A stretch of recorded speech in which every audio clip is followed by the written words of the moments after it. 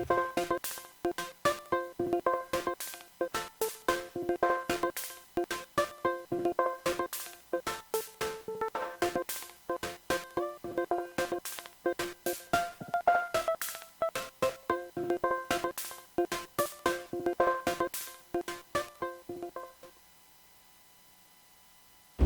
lights are off and away they go. Extremely loose. He's managed to hold on and he missed the complete. He's crazy. Side Freitas is on the grass on the infield floor. He slides through. He tags Richard Eck.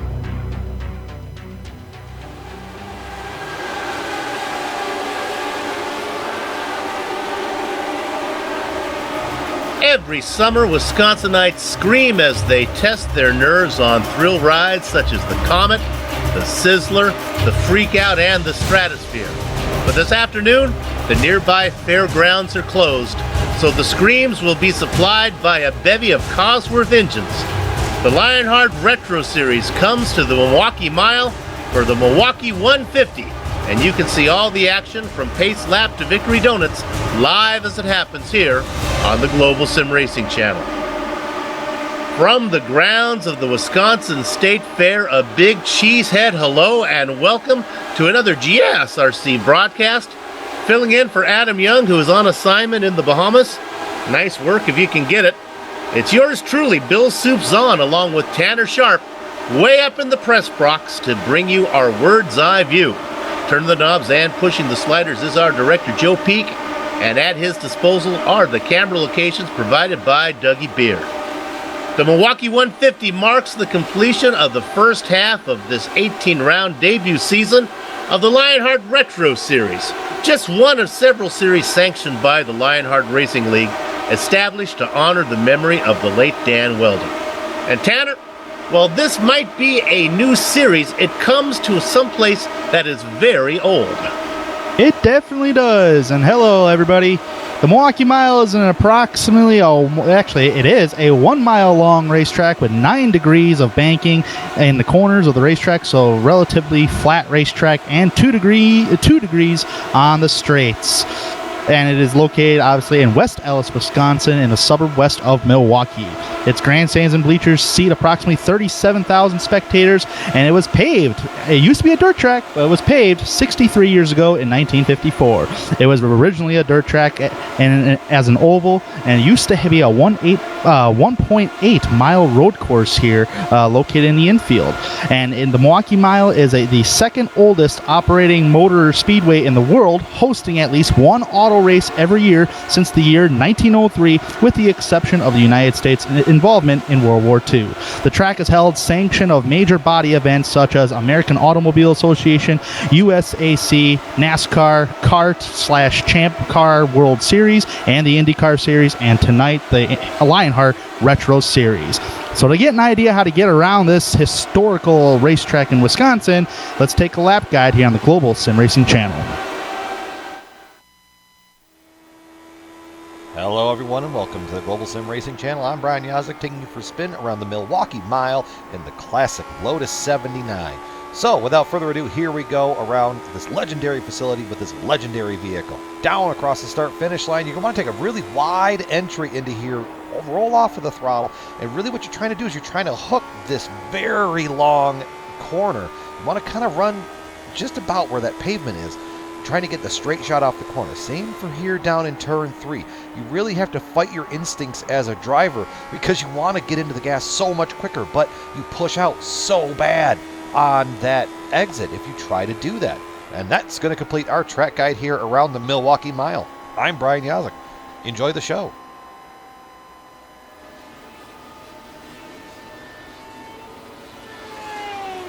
The Brickyard last round and the Milwaukee Mile this afternoon, two very old and very flat ovals back to back.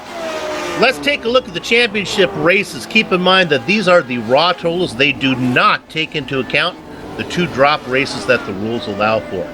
Jake Wright has 6 podiums, but has only taken home the big trophy once this season.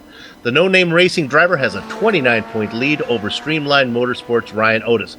Now, Otis has 2 wins and has yet to miss a top 5, but he also has a pair of no-shows. So what does that mean? Well, if drop races are taken into account, Wright would be shocked to find himself behind Otis in the points race.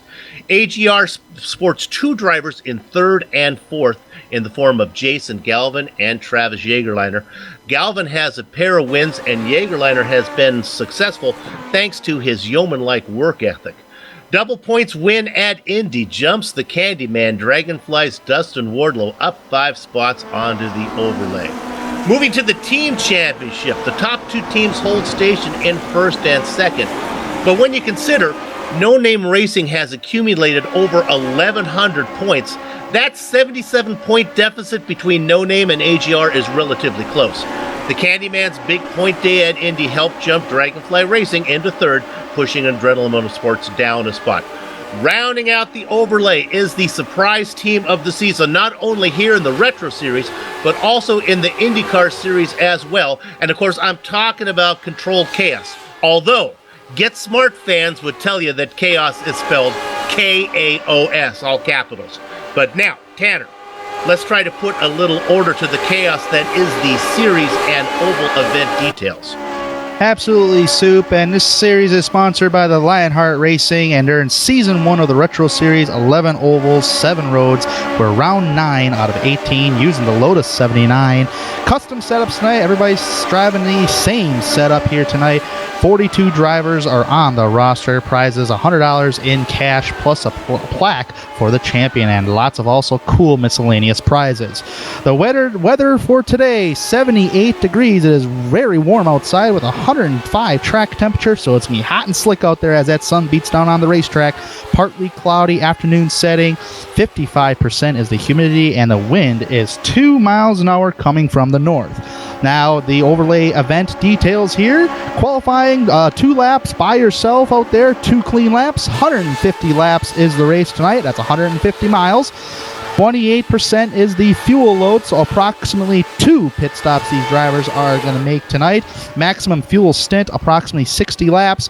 Incident cap is if you hit the wall, touch the grass, make another contact with the car, it'll add up as a point decal. So a times 8, that's minus 3 championship points, and a times 12 is a disqualification and minus 5 championship points. So keep that car clean. No fast repairs in this series. Cautions are on, and single file restarts, and the points are standard. And there you have it. Now, looking at some of the drivers right now in the practice time, there is about 2 minutes left to practice. I can notice that so far we haven't seen Jake Wright on the list of entries, but there is a new name in there, and that is Adam Blocker. And Tanner, he looks like he's going to be pretty fast. Yeah, he's up there on top of the speed charts in the practice time. Let's see, that just gives you more confidence on you can run a good qualification time. But just got to remember out there, you're going to be out there by yourself, not using any kind of draft whatsoever. So Adam Blocker's got a good chance of starting the top 5 tonight, and if he does, he'll be a threat to win. Another driver who has to be kind of happy with where, at least based on his practice time, is our own GSRC Samuel Ryman. Just back from vacation in England. He's been up for a while. He's jet lagged, he was talking about, but right now, the sandwich is in 6th as a practice time, so we'll see how that translates over to qualifying. Now, Tanner, you and I were talking here before we went live that car gets a little snappy under light fuel, which means we might be looking at some yellow flags here tonight. Yeah, when the fuel goes down, the weight in the car transfers, and it can just snappy loose on you, which can create a lot of big mess out there on the racetrack. Cars spinning on the racetrack that would trigger a caution flag. So we could be in for a lot of wrecks tonight, depending upon how these guys are going to take it easy or be aggressive with it. I'm sure each and every single one of these drivers, all 42 of them, have it all planned out on what they're going to do to be either aggressive or just play it smart for now. I think pit strategy is going to play a Absolutely. huge factor here when you come in, when you decide not to. And this is very different. For those of you who watch, we've been both these series, the Lionheart, the IndyCar Series, and the Retro Series. We're both at the big 1.5-mile track at Indy recently. And at that place, the strategy is a little different, Tanner, because you can actually, if you're close enough to the front, you can pit under green and still come out on the lead lap, which sometimes is kind of like a road course strategy where you might want to be first to pit, get that out of the way. Then when the yellow comes out, you don't have to come in and you get moved up to the front. Here, there's no way that you're going to get in and out and not go a lap down, if not 2. No, this isn't a 1.5-mile racetrack, and this is a mile racetrack that acts like a shorter racetrack than a mile. So you really want to try to play your strategy as best, a little differently than what you would do on a 1.5 or on a track like these guys ran 2 weeks ago at Indianapolis. And the practice is done, and just to get you an idea of how fast we're talking about, you're looking at lap times here. Ryan Otis, the fastest practice lap at 24 seconds, 0.4. What I'm worried about, and another reason why I might think we'll see a lot of yellows here today, is the range in pit lap times between the fastest and the slowest. And now we see that Jake Wright has actually come out. I didn't see him because his practice time was so slow. Jake Wright put in a 25.1, and now we have a report that he actually spun his first qualifying lap, which means unless he can figure out how to get that turned around and get in a good second lap, he's got some work to do. And of course, Jake Wright is your points leader. If he passed the line before his first qualifying lap, then he's going to have a completed very slow qualifying first lap, and he's going to have to really make it up on that second lap. And he just spun again and actually put it in the wall. So let's look for our point leader to be starting at the back of the field. Well, that'll give us something to watch. Actually, it looks like he's going to roll out. Maybe he has one more in the chamber. I mean, realistically, we've seen Jake Wright up front pretty much every single week here on the Lionheart Retro Series, and it's going to be really fun to watch him work his way from the back to the front. It is a 5-minute qualifying session. They have plenty of time with laps of under half a minute. I mean, literally, you could do 9 or 10 laps before you run out of time. But it's best of 2. And we'll see what Jake has in him. Looking right now at the Candyman, Dustin Wardlow. The Candyman can. He certainly can, and he proved that. He had a win at Indy, yeah. That big old crash coming off turn number 4, and he just slices on through for a win, and he definitely can. Again, I don't get to call this series regularly, but I do follow it, and that Indy race. If you didn't catch that, viewers, and you're a fan of some exciting finishes, go ahead and take a look at that one. That was some good racing, not just at the end, but throughout the whole thing. Go ahead. Oh, I was just going to comment on that Indy ordeal. That was just a whale of a finish, and if you have missed it, it is on here on the GSRC YouTube channel. I would love to go click and watch that again. That was a great race. The race of the Lotus 79s. These are vintage race cars back from 1978. This is the car that Mario Andretti took to the Formula One Championship. Not really built for the ovals, but it translates pretty well to an oval track, wouldn't you say, Tanner?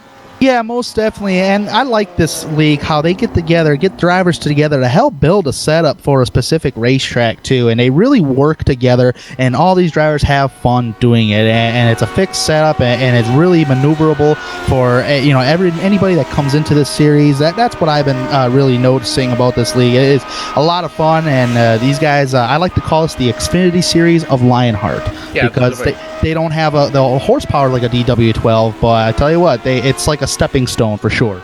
And just to follow up on that, as there's qualifying just about done, I kind of like a fixed setup. It keeps drivers from, if it's opens, a lot of times they'll give you a fast setup that's on the edge, causes a lot of yellow flags. This one, they try to give you a setup that everyone can race, and we can have some competitive racing going on out there.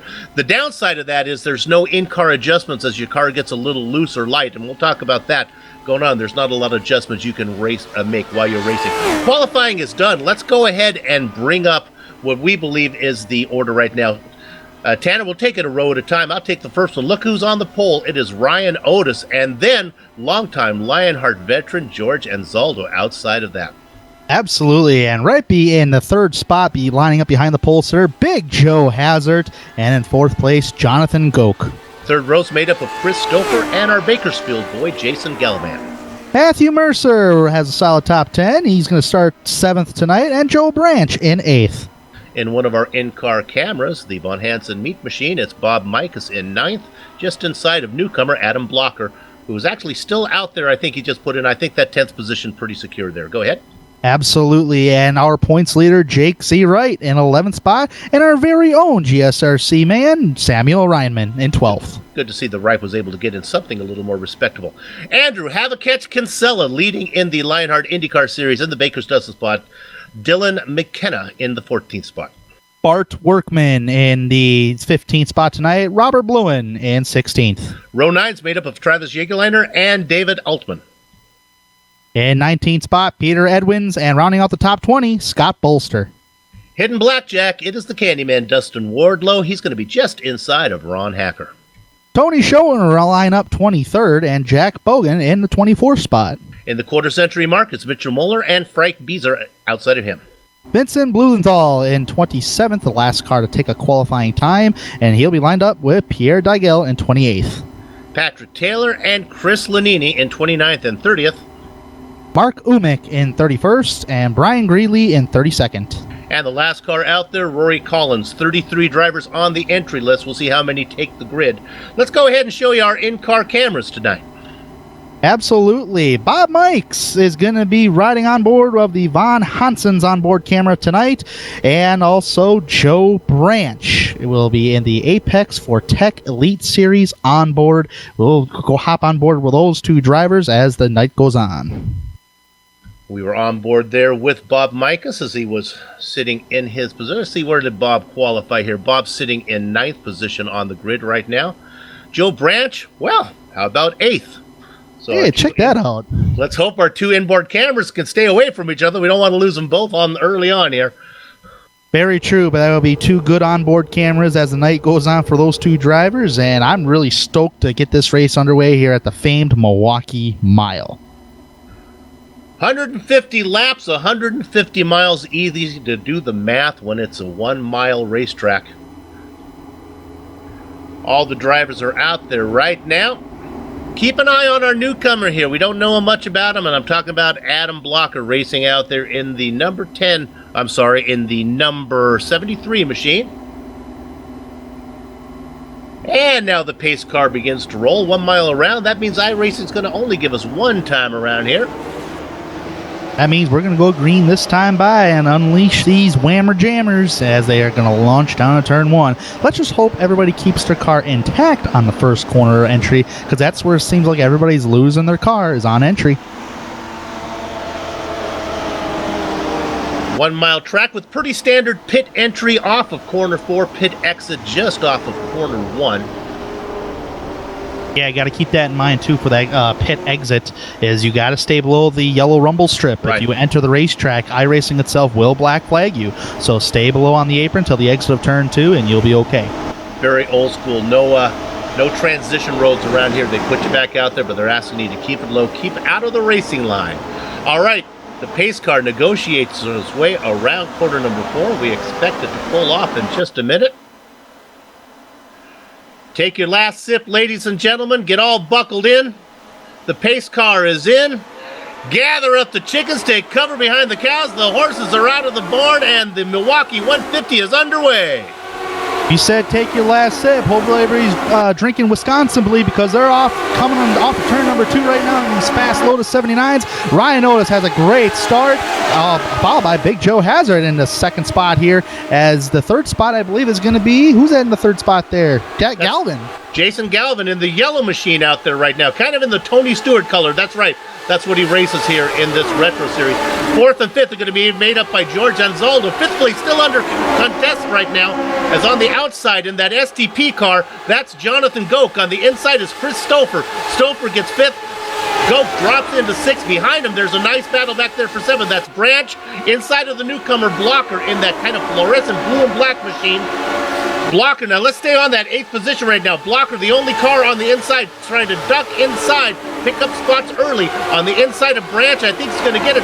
Let's see what kind of momentum he can have on the inside. No, if you're looking for momentum, you want the top side. And that's what Joe Branch says as he goes ahead and moves that number 28 car out into 7th spot. Blocker in 8th, rounding out your top 10, Bob Mikas and Jake Wright.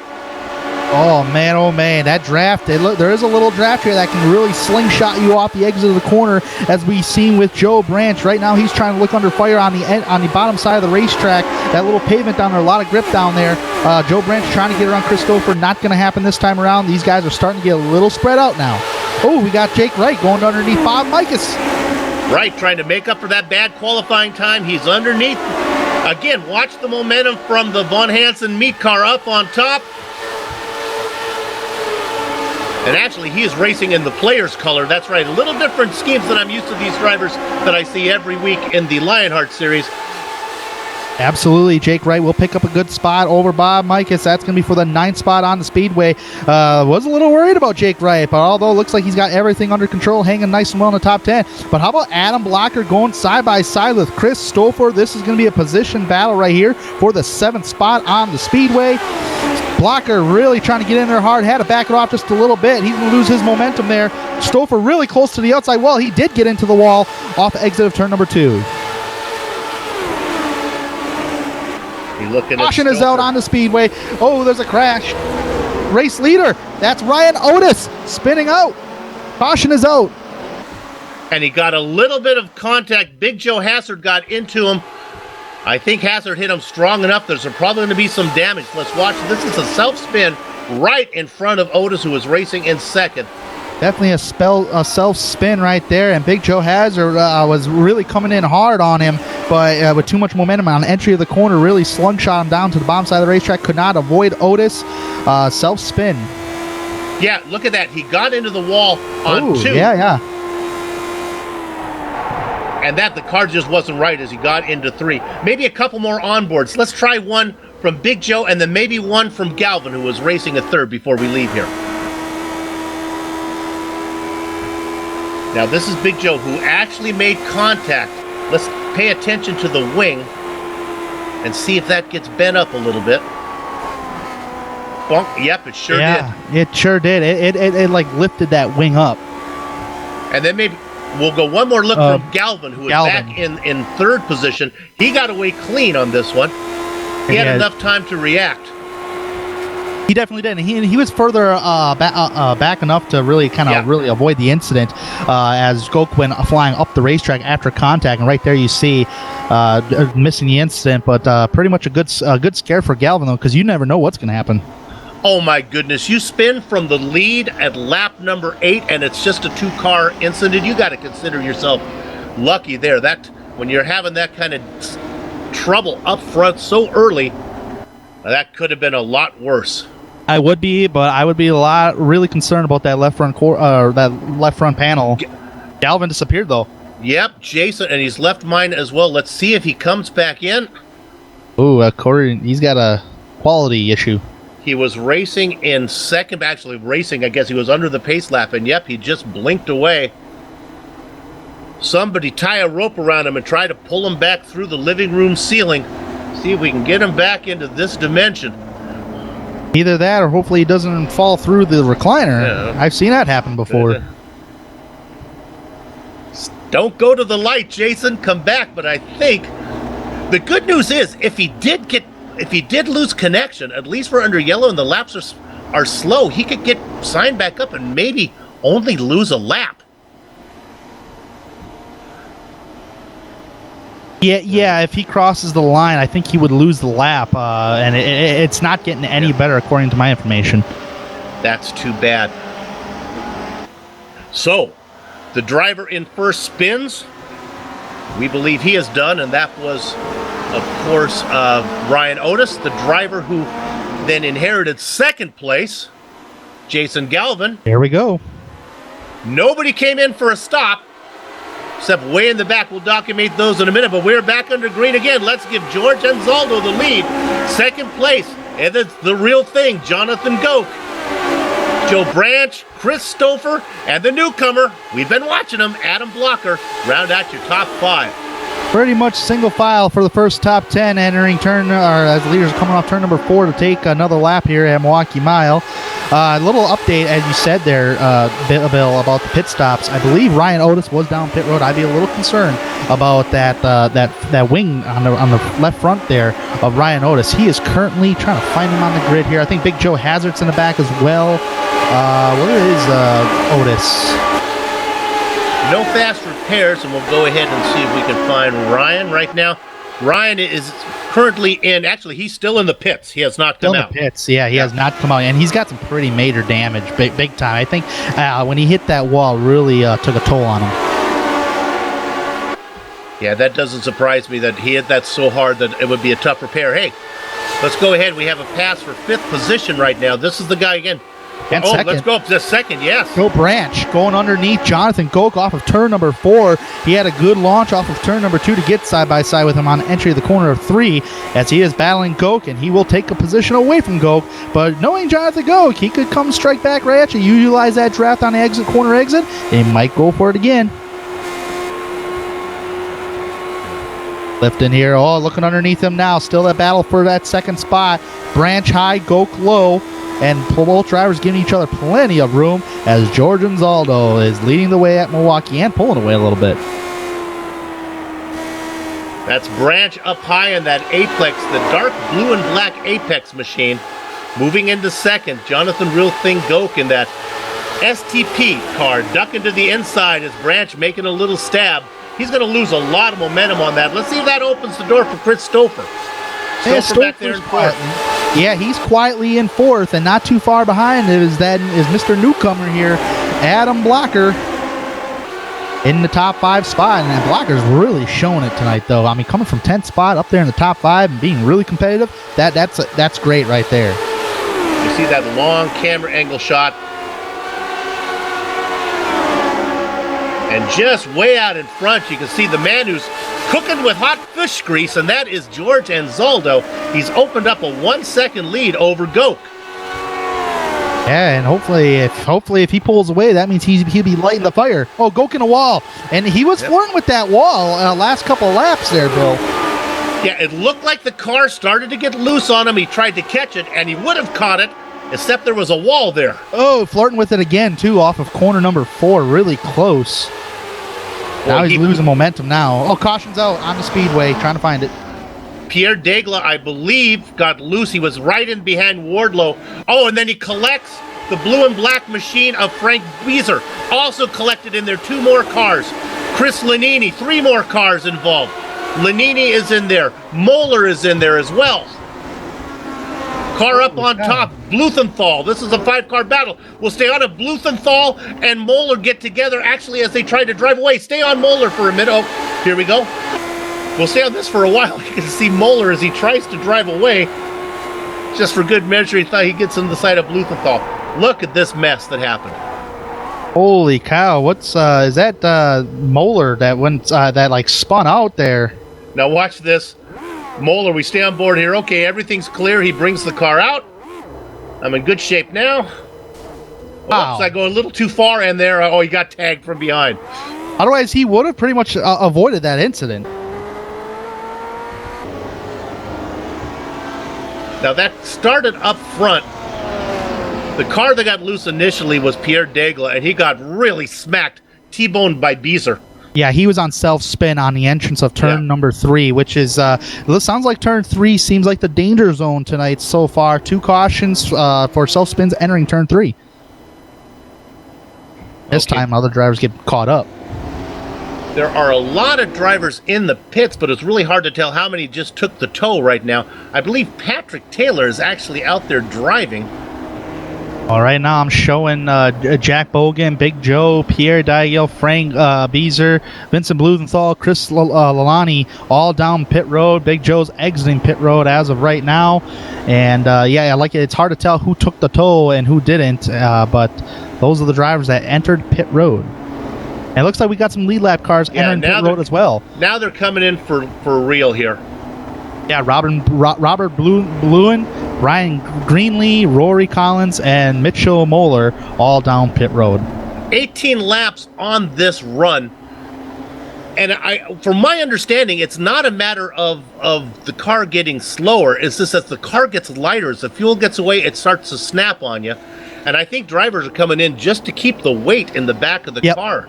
And that's to be expected if you're running in the back of the pack and you ain't got any damage. Why not come down pit road and kind of even out that, put some weight into that car with that fuel?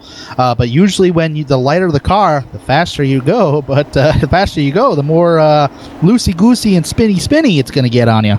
Let's go ahead and put the camera on the driver racing in 32nd position right now. Look who it is. He's back. Jason Galvin, the Bakersfield boy, came back in. How many laps did he lose? Well, only 4. There is no lucky dog here, so you're going to have to do it the old-fashioned way, Jason. Good luck to you. We'll monitor you. You certainly were fast enough as you qualified in 6th. He definitely is, and 4 laps is a lot to make up there, Bill, especially on a track like this. It's not like you said earlier on top of the show. It's not like your typical mile and a half. Well, if he can get to the front, literally in line, if he can get ahead of the leaders and then stay out there and just hope for a lot of yellows, he'll get wave around after wave around after wave around. If it falls right for him, we'll keep an eye. He has 130 laps to do it, so it'll give us another storyline to follow. Too early to call yet, but yes, we're definitely going to have to follow it as the night goes on. Well, right now, 19 cars have stayed out the entire time. The first driver to come in and pit who's on the lead lap is in 20th position. But we're going green right now for the 3rd time, and it is George Anzaldo out in front of Joe Branch, Jonathan Goke, Chris Stouffer, and Adam Blocker. Oh my goodness, that is... and he gets turned. Yeah, he got turned there. Caution's out. Goke got slow. He tried. I think it was Stouffer who was behind him, who tried to stay off of him. It was definitely Stouffer who tried to stay off him. He actually stepped out loose. Goke did on entry of the corner to the middle of the corner, stepped out loose, which killed his momentum, allowing Stouffer to come up with a lot of momentum and hitting his back bumper or his back end of the car, just turning around Goke. But tremendous driving by Goke, keeping it off everything. He just pulled a Dale Earnhardt right there. Yeah, I'm not sure. Actually, he probably didn't get as much damage as maybe Stouffer did on the nose there. The gearbox a little tougher, maybe. Could have even been netcode. Yeah, I want to say it's... Hang on, I'm trying to get a good camera angle on my end here to see. I don't think they really touched. I think it was slightly netcode because I'm not seeing any heavy apparent damage on the front of the 7 or on Goke's car.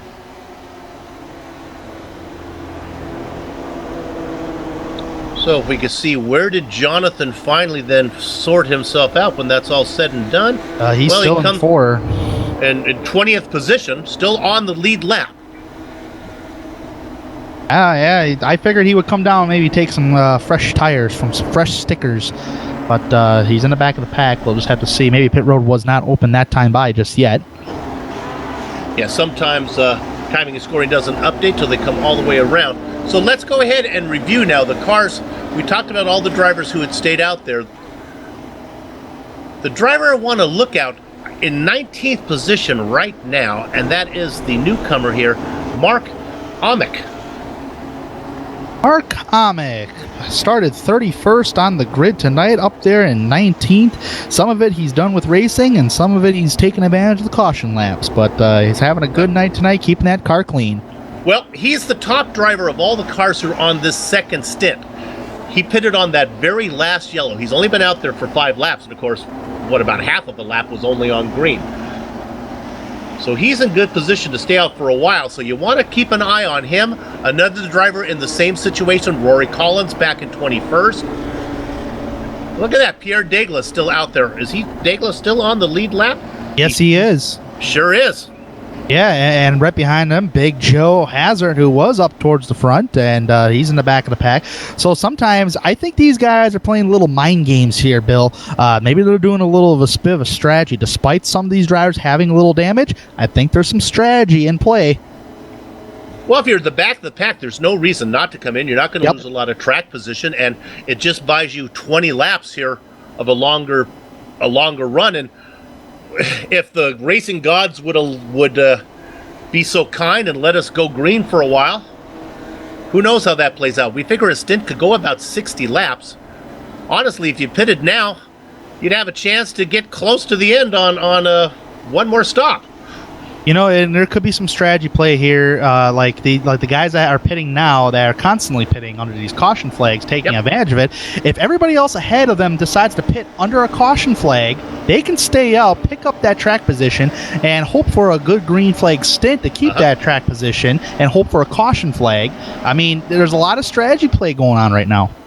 That's why it's important. I would not be surprised if, again, we get a long green flag run, that you're going to see one of those guys in the back, Amick, Collins, Daigle, Big Joe Hazard, have a good stint, well, a 20-lap stint of leading this race, again, if we can go green. Now, not sure these cars are drivable once they start to lose fuel, that they seem to be a little snappy, so we'll keep an eye on that. Right now, we are working lap number 25. Here we go. Here we go, 20% of the way there. Our pace car is going to pull off. Coming down 125 laps to go in this race. Still very early. George Anzaldo out front. Joe Branch, Christopher, Adam Blocker, Bob Mikus, green flag. We're back racing at the mile. George Anzaldo happy to be out in front right now. And once again, he gets a great jump. And he starts to distance himself from his next rival, Joe Branch. Christopher third, Blocker fourth, Bob Mikus fifth. Looks like Blocker may be wanting to go for more position, but he's got to get a little closer than that to try to make a pass.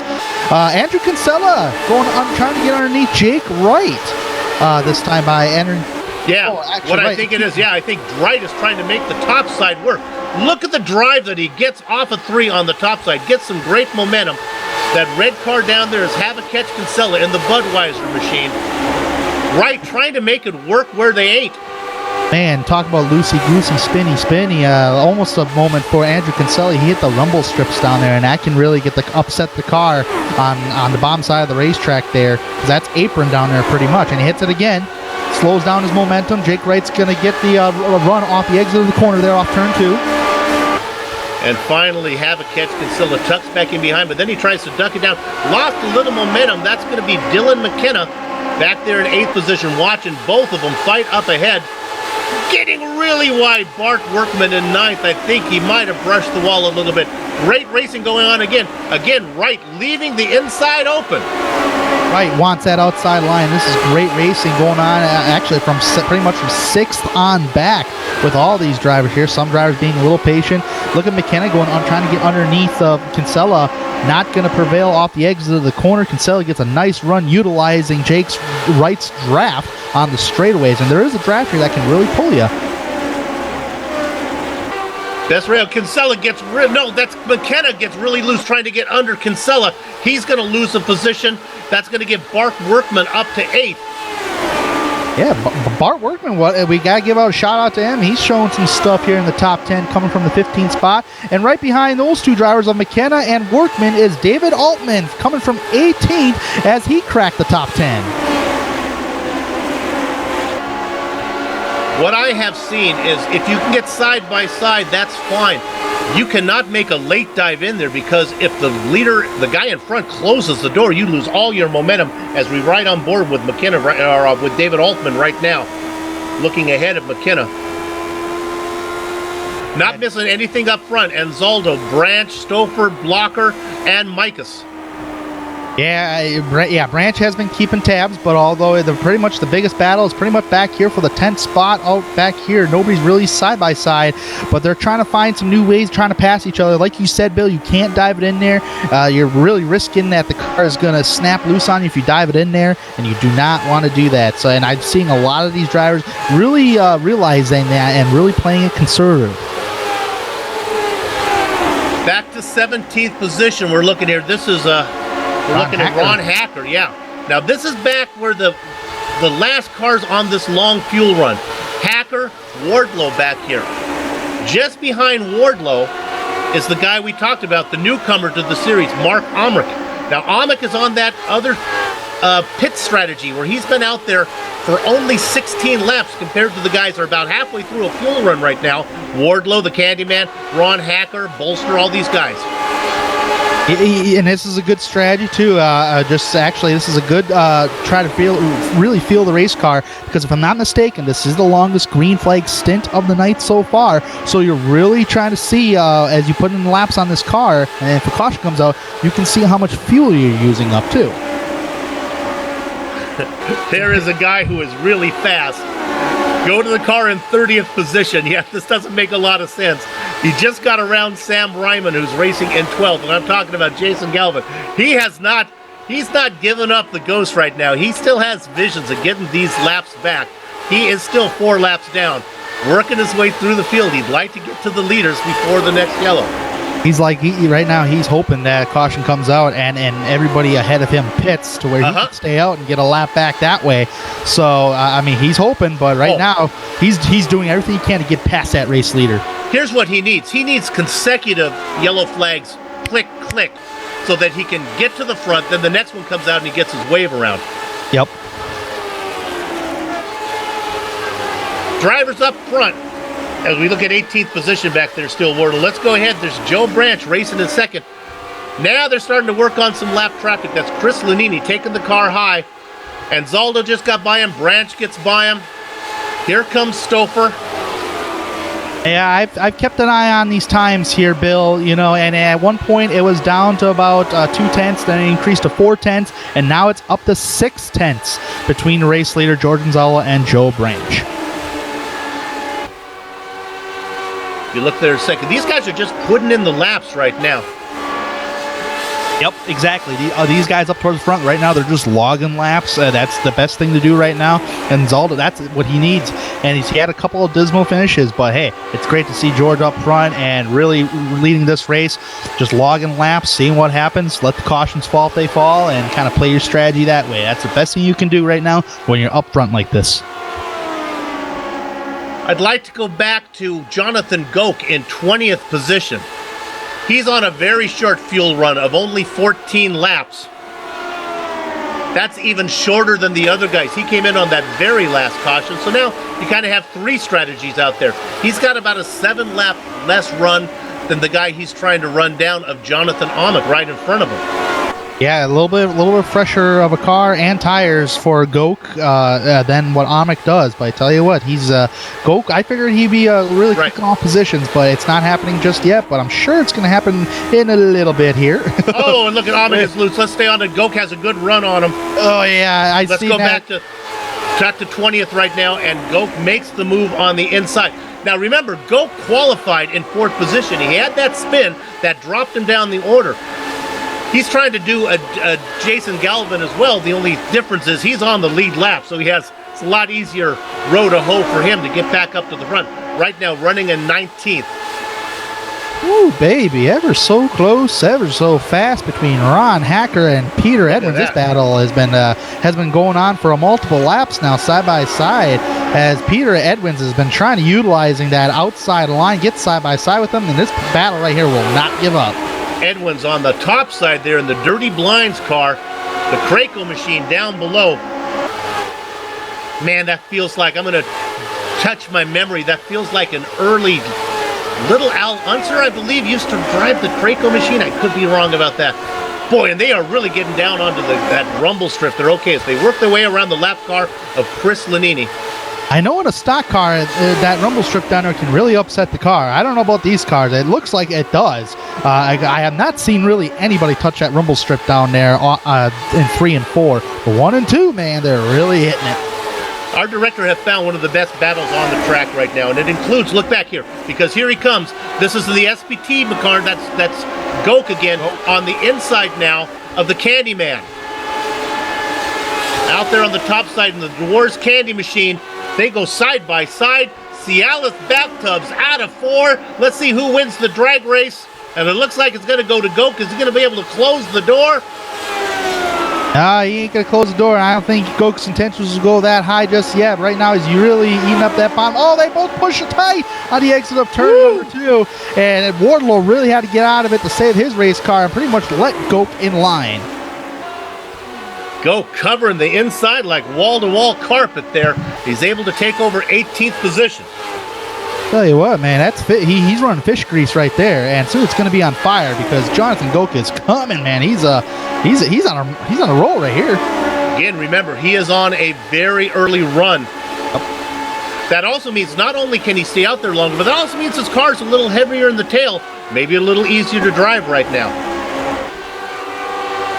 Now look at this, as we go to 4th position, this is the newcomer we've been saying to keep an eye on in that blue and black machine out there. That is Adam Blocker, and he is stalking Stouffer. I'll tell you what, he may be utilizing his last name once he gets past Stouffer. And this is going on. Yeah, and while we're watching, you can see it. He's so far ahead. He's out of the top of your screen there. George Anzaldo opened up a 1.3 second lead on Joe Branch. I don't think Branch is really worried about him running away. Unless this thing goes green the whole way, I think Branch has to say, as long as I can see you, I don't get in trouble. I'm happy where I am right now. No reason to really push it. 4 tenths between 3rd and 4th of Blocker and Stouffer. So, and I tell you what, Blocker's really gaining on him on entry of the corner. We were told that it was 60 laps for a fuel run. Of course, that's a green flag fuel run. And let's look ahead. This is Anzaldo now getting under Big Joe Hassard. In fact, Anzaldo now, this has been such a long fuel run, he's got some work ahead of him. As he's coming onto lap traffic, Chris Lanini, who's out there really off pace. Daigle in the mix there as well. So our leader working through some laps. He gets under Lanini. He's a veteran. Chris knows how to get out of the way. It's starting to affect lap times, Bill, because look at the time differential between 2nd and 1st. Yeah, now those were a little different. He was going guys who were more than a lap down. Now he's coming up on the back of Pierre Knight and Daigle. Daigle is the last car on the lead lap, but Pierre says, I don't got anything for you. Keeps it high. He lets the leaders go by. Coming though, Branch is coming, but lap traffic could have played a part of deal in that, but it's still, he's hunting them down now. He's in his draft on the straightaways. He's really taking the corners, really conservative here.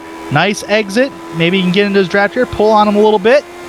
The times is here officially here. 3 tenths. Yeah, he's knocked off a complete second. It was up to 1.3 before he got into traffic. Car probably not feeling very good. And Anzaldo has had no experience this race. He's had it in practice, but he hasn't been running behind anybody since the first couple of laps. Remember, the drivers got out of the way. Otis had trouble. And then Goke had trouble, and that opened the door for Anzaldo to be out in front the entire time. So far, for 52 laps, most of them have been under yellow or with clean air in front of him. Right now, he's got to work on some cars. Jack Bogan is the next one up, and he's a lap down. Jack won't put up much of the battle. It will get interesting. Let's go ahead and look at 23rd position. This battle's been going on. These are the last cars on the lead lap. Patrick Taylor and Rory Collins. Yeah, these guys have been battling back and forth here, and soon the race leader, Anzaldo, will be catching these two drivers. So right now these guys are a little bit split up. Caution on the speedway. Dylan McKenna got loose. Oh, a great job of getting around from Bart Workman. Oh, that was single McKenna. Car spin. Oh, my goodness. And Samuel Ryman in the GSRC car. Woo-hoo, Sam, I guess maybe you had plenty of time to see it, but it was closer. Let's stay on this one. We'll stay on this for just a minute. Berkman, now watch Ryman. The car starts to drift back. Watch for the red and white machine. I guess Sam went by already. Woo. Who was, yeah, I'm trying to see. He took a hard right to avoid that. Workman, I believe, is who I said we're going to take a look at. Yeah, that was Bart Workman. Oh my gosh, I mean, I tell you, a spin right, and he took a hard right to avoid it. Woo! And it seems so simple, but you can lose the car when you make these. Cars aren't meant to do this here. You didn't set them up to make these turns. I don't care what you drive on iRacing. You can't. You just can't. You just can't react like that without almost losing the race car. And believe me, I bet he was working that wheel when he made that move. Okay, this is good news for the leaders. They really were getting close to having to come in and make a stop. So they'll get to make this stop. They will not go a lap down. They'll file back to the back. Now let's see if those guys who were pitted under yellow, if they decide to stay out and get some lap position. Sam Ryman going to stay out, get himself at least a bonus point for leading the lap. And Jonathan Goke stays out. Everybody else is pitting.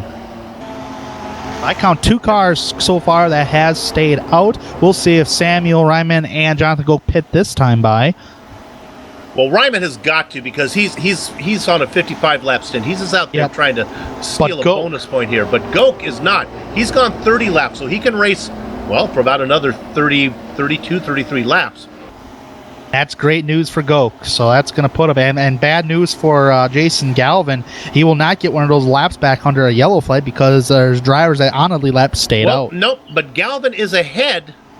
It's not Galvin. He's ahead on the track right now. So he will get to stay out. He's going to get the wave allowed. Sam continues to say, I think he's going for that bonus point. Sam wanted to make sure he got it, I think. Yeah, he did get officially right now. Didn't want to worry. He kind of worried that he was going to get it in pit lane. Yeah, the race leaders, Anzaldo passed the line on pit road before Samuel even got there. So this means wave around here. Now another car that'll get the wave around, Big Joe Hassard. Hassard has he's racing right now in 25th position. He's been out for about 40 laps. He'll probably take the wave around as well as he is. No, Big Joe's on the lead lap, so he'll come in. Was a lap down. Was a lap down. That's right. If he takes the wave around, I guess, if I'm right on this, maybe you can, Tanner, help me out. I don't think you get to come in. That wave around comes at the very end. You don't get to take the wave around. The wave around, pit. You could take pits are you can take a wave around, providing if you do not pit at all. Got it. So that means Big Joe will be at the back of the lead lap. That's the good news. The bad news is he's on about a 40 lap. He's only got about 20 laps of green flag racing he can get. I would say our very own Samuel Ryanman was going to come down pit road this time by, but the pits were closed, and now he's become the race leader, and and now he's really hoping for some kind of caution flag. Well, he's been hosted on his own. What is that, Picard? Is that what it is? I can't remember what that phrase is there. As he is in trouble now. He stabbed himself with his own harpoon as he is forced to stay out. Oh, it's either way, it's great to see Sammy up front, and oh man, this is gonna be a pretty cool restart right here. Hopefully, he doesn't spin any kind of tires whatsoever. Gets a good start. Hope for a caution flag. Come down and get that thing refueled, and be on your way. He needs a caution flag in the next handful of laps, or he's going to have to do this under green. Oh yeah, and you're gonna at least lose a lap or more if you do it under green. Here we go, Bill. Pace car is in. He gets a little tap from Goke, who expected to be the leader. Jonathan probably is not aware that if he just hangs on for a second, Samuel Ryman will get out of the way, and it'll be all Jonathan Goke right now. Samuel Ryman, go ahead. Goke, who qualified fourth, running in second, is just a few laps away from getting the lead. Let's see if he takes it on the track or if he knows enough to wait. I believe Joe Branch did beat Anzaldo off of pit road here, but we do got a battle going on here. That's Adam Blocker went around Anzaldo. Right. Anzaldo's getting freight trained. Yeah, look at this battle. This is for fourth. This is Blocker got around Stouffer and Anzaldo on the top side. Oh, he gets loose. He gets it loaded up. Now that's going to open the door for Jake Wright. Jake Wright goes ahead and brings that survey system purple and gold car underneath. Stuck on the top side is Anzaldo. He'll get a little momentum up here. He's loose again. Oh, he's right behind the 17 of Bob Mikas. Three wide going into one. The Joker is Kinsella. The clown is Andrews and is Anzaldo. Clowns to the left of me, Jokers to my right. In the stealer wheel position, it was Andrew Kinsella, but it was Bob Mikas. He backs out. Woo! Woo. On board with the Von Hansen meat machine. Yeah, he thought about going, that Von Hansen meat machine right there, thought about going 3 wide, but wisely enough, he backed out of it. But he's going to save that for a pocket later in the race. Samuel Ryman remains out in front. Goke. Branch is in third. But here's the big news. Remember Adam Blocker? He was racing back there. He was behind Stouffer. He was behind Anzaldo before the pit stop. He's able to get around those guys. And now Anzaldo is dropping like a pigeon now that he's back in traffic. Let's look at that for 8th position. Trying to make a move underneath. Oh, that was Mikas. Woo-hoo. Oh, man. I tell you what, Anzaldo wanted to go low. He wanted to fill up that gap on the bottom side. But if he would have got clipped from Mikas. Our leader stays out one more time. You'll only get 1 bonus point, Samuel, for leading the lap. Boy, I know it's gotten exciting for ever since the drop of the green there, Soup. And I tell you what, we almost had a caution a couple times. Oh my goodness! Right now, Samuel Ryman looking for ribbons around old oak trees or roads to the Wizard of Oz. He is looking for something yellow. Oh boy, but right now, since we're in the green, Ryman's already made his bed, and I do believe Goke, he can race for a little while longer, but if it remains green, he's pretty much made his bed. But Joe Branch has been able to stay out front, get ahead of Inzalda at the exit of pit road under that caution, and if one of those two drivers, or actually both drivers, if they do pit, he'll become the new race leader.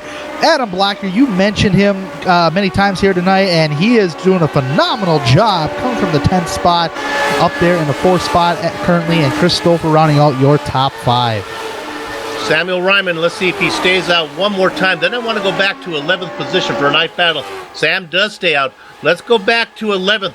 This is a battle. Some guys we haven't talked about. Tony Showen back there racing just ahead of Matthew Mercer. A battle for 11th. These guys are on the same pit strategy as everybody Caution's else. Caution's out. And good news for Samuel Ryman is Peter Edwins, and I think it's a solo spin. I believe it is. Corner 4. And was he trying to go? Oh, you know what? He got tapped. He got a little bit of a tap from the Candyman, Dustin Wardlow, put him into the grass. Like a lot of single file action up ahead of him, but yeah, he got tapped while a self spin there. Actually, I don't think he got tapped at all. It was just a self spin. Here we go. Now watch. This is we right on board with Lord Low. Yeah, I don't think so. No contact. No contact. Sorry, Candyman. Oh man, who was that green car that was that did a slice and dice there? That was Scott Bolster. Yeah, he was back there, and he actually picked up both of those positions.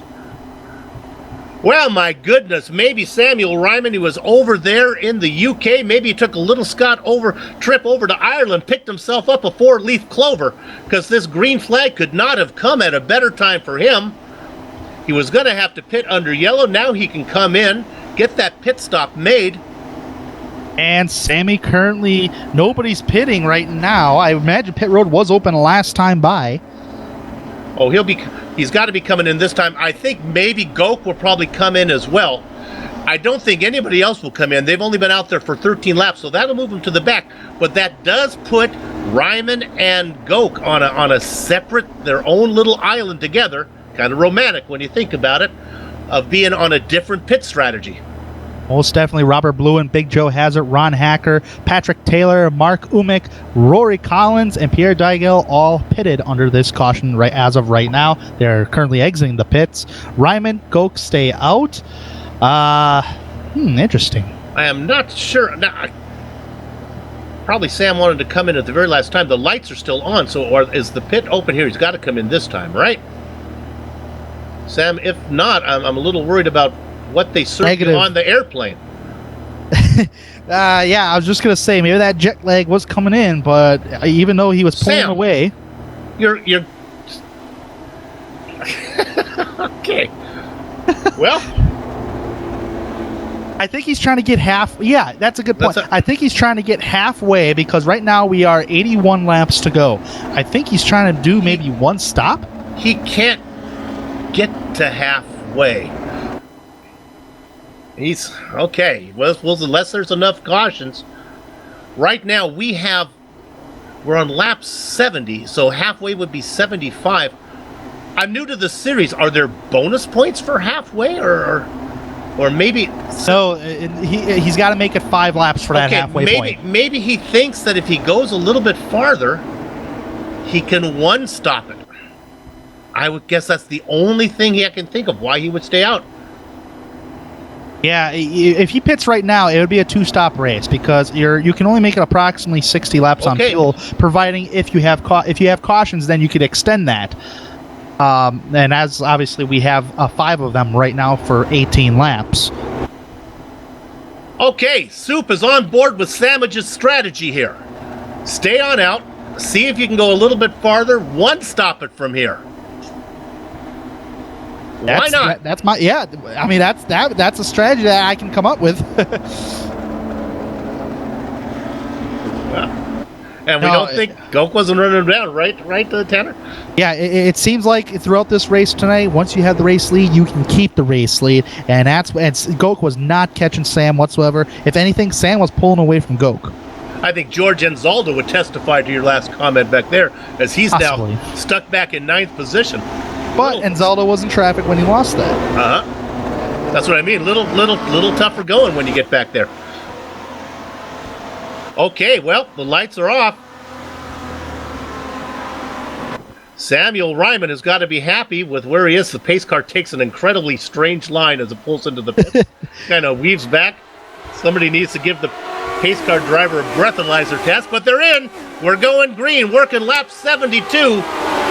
It's Samuel Ryman out in front of Jonathan Goke, Joe Branch, Adam Blocker, and Chris Stouffer, your top 5. Yeah, Goke's trying to reel him in a little bit on entry. Here he goes. Down in turn 3 and 4. Battle for the lead might be heating up here. Who's got the better exit? Oh, Goke got a huge exit. Side by side for the race lead. Ryman, caution's out again. Well, now, this is probably good. Let's find out. We can see the caution. Oh, it was McKenna. Oh, McKenna put it in the wall. Now, this looked like a self-spin. No, I think McKenna got up into the back of David Altman, then getting off the car and lost balance. Oh yeah, gotten a little harder than what you would normally. Got it a little off balance trying to avoid David Altman, and that's where the self-spin came from. I have actually put in a little time in this car, and I've noticed that if I have to lift in the corner, the car gets light in the back, and I wonder if that wasn't once the case. You kind of have to keep the throttle, at least for a man of my skill level. Yeah, and he got too close to Altman, which tells me he's using a little bit of brake, though. But Bolster, man, really dodges another bullet. So, let's see if this is good news for Samuel Ryman, who's trying to put in as many laps as he can before he has to pit. Let's go ahead and update you on the Jason Galvin saga. He got 1 lap back, so this is good news. What Jason can do now, if he wants to, I'm not sure he wants to give up track position, but he could come in and pit. Nope, he's going to stay out and pick up a few more. Yeah, usually back of the pack guys are down pit road. Pierre Ordigel, Roy Collins, Mark Umick, all down pit road. And of course, Dylan McKenna's on pit road. Drivers who are out of the race: Vincent Blumenthal, Frank Beezer, Ryan Otis, our pole sitter, Michael Moeller, Peter Edwins, Chris Linney. Now Chris is back out, 4 laps down. So it looks like 5 drivers who are not racing right now. 28 drivers still on track, yeah. Galvin got one of those laps back, I believe, under that caution flag, but these caution laps is not helping Galvin at all, in my opinion.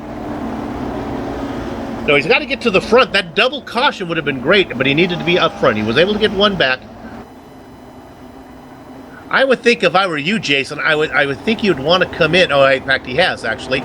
He's only been out there for four laps, so this is good. Oh, this is a pretty good strategy. You clicked all these caution laps. Soon we are at the halfway point. And so, looking at everything, if he can make it another 15 laps, Samuel Ryman, actually, realistically, he can actually go the rest of the way now. Or he can come down pit road now, and everybody stays out. But no, yeah, there's enough yellow, 60 laps of green flag. I think what he wants to do, he probably wants to stay out as long as he can. He's down pit road. Goke stays out. Goke can go a little further.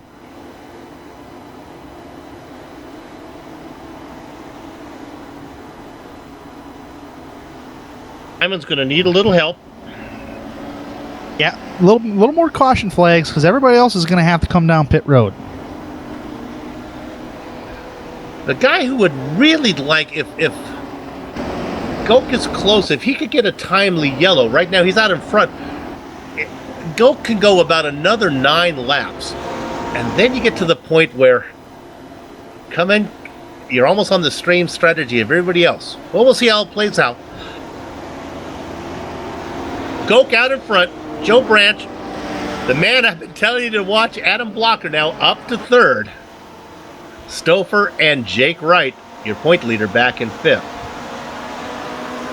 A little worried. Oh, go ahead. Oh, Let's go ahead. Joe Branch, Look at the onboard camera here at Joe Branch as we go green. We'll watch it from Joe's perspective. yeah, the Apex Infotech Elite Series onboard camera view. Joe Branch in second. Looking ahead at the leader. Let's stay on here for a couple laps. See what we got going on as he sees to chase that leader down, that interval about 0.6 of a second. Maybe our director's going to turn around. He read my mind. That's what it looks like behind him. A little more action going on off the tail than there was going off the nose. Yeah, just a little bit. Car on the inside back is George Anzaldo again continues to struggle. You can see that's Tony Schoen. You watch off the tail. That's Schoen trying to go underneath him. It is a pinata full of bees back there. Schoen is going to get that 7th position. Now Anzaldo stuck on the high side. This is a battle for 8. Bart Workman going underneath him. Yellow flag. Goke. Oh, Goke. Was that Goke? I was Goke, and I think Joe Branch might have got a piece of it. Oh, man. From the front, another car leading has spun. Goke was a cell spin. And then, the 2 cars got into it. Mercer, who we just highlighted, was having such a good race. Mercer got into it with David Altman, who was also having a good run. Goke, the self-spin. We're going to look at it from second place. Here's the guy who had the best view of it. That is for Joe Branch, that is your Apex in the Elite. Yep. Connor? Yeah, the Apex Apex Info Elite Series Elite Series on board, and he did get some damage from that. Let's look at that from David Altman's perspective if we can, if we haven't gone back live yet. I think Altman is going to get into some trouble. Now, he has plenty of time to see what's going on. You be the driver. Oh, go, get this great shot. We're going to go right above his helmet. Give you a good perspective. I bet you David wishes he had this view. Most certainly does. This is going to be entering turn 1 right here. See what happens just right up ahead. It looks like like you said, a pinata full of bees right up ahead there. Boom. Then you got all that smoke in this. Yep, boom. Well, Goke was looking for a yellow flag. He needed one. He needed to pit. I'm not sure if he wanted to be the yellow.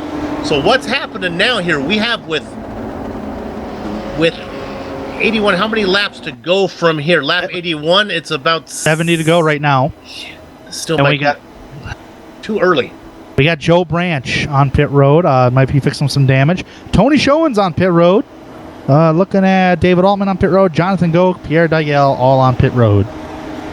Top 9 cars, and if we throw in Matthew Mercer, all stay out as well. Those cars, your leader, Blocker, Stouffer, Wright, Kinsella, Anzaldo, Workman, Jägerliner, Bolster, Wardlow, those guys all stay out. And I've been on a roll lately. Call me Butter, because I have been on a roll. Adam Blocker, who I said keep an eye on, leading the race right now.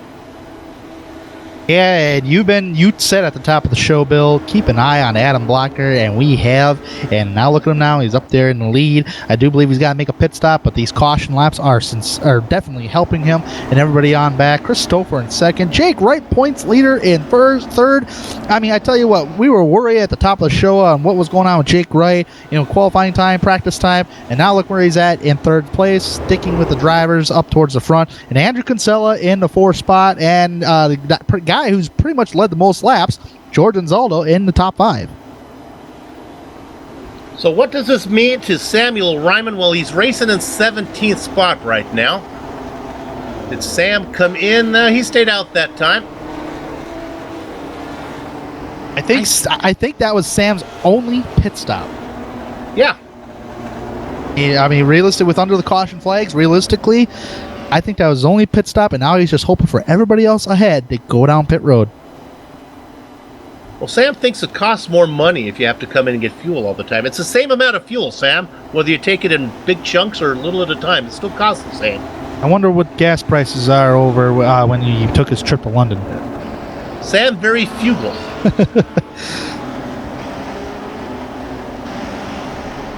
Best story I like about Sam Ryman, he was late for work one day, so he decided that he would save time by jumping off his second-story balcony so he could get to his car faster.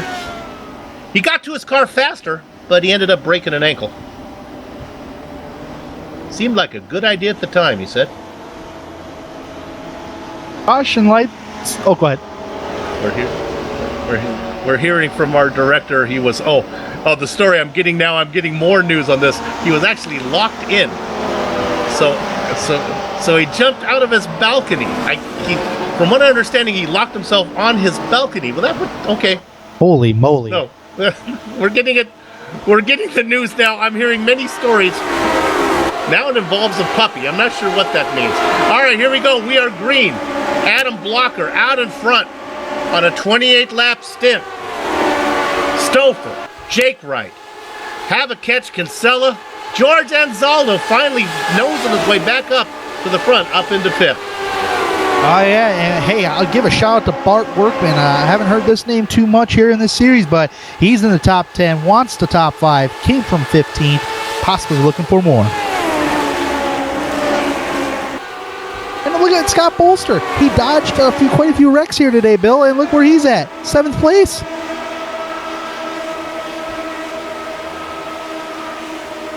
Go Bolster up to 7th ahead of Jaegerliner.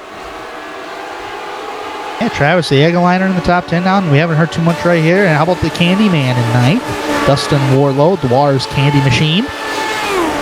24 cars still on the lead lap, the last one being Pierre Nightingale. Now, a little update on drivers who have pitted earlier. Samuel Ryman, who was leading a good chunk of the race, he's back there in 17th spot. And Jonathan Goke with a self-spin up raw at that caution, 22nd. I'm looking at my notes. I believe Goke now has spun twice. Yep. And I think maybe both times while leading, or darn close to the front. Yeah, when he was in the top 3, I think he was in second place when it was a self-spin the first time, and he was leading the second time. The only driver other than Goke as a leader at self-spin was Ryan Otis. Ryan Otis went out up front. Well, I guess you're fast up there, but maybe it's a little more difficult. Blocker with about a 0.6 of a second lead over the man you're looking at right there, Chris Stouffer. Yeah, Stouffer's having a top 5 day. He's been really quiet in that top 5, has not taken a lead yet so far, but he's quiet. And Jake Wright in the top 10 all day, sitting there comfortable in the 3rd spot. And then you got Mr. Can Catch Kinsella in 4th. Yeah, Stouffer up there in 2nd, looking back at the drivers behind him. My goodness, he's got the driver who is leading in this series, 2-time champion in the IndyCar series, that's Jake Wright.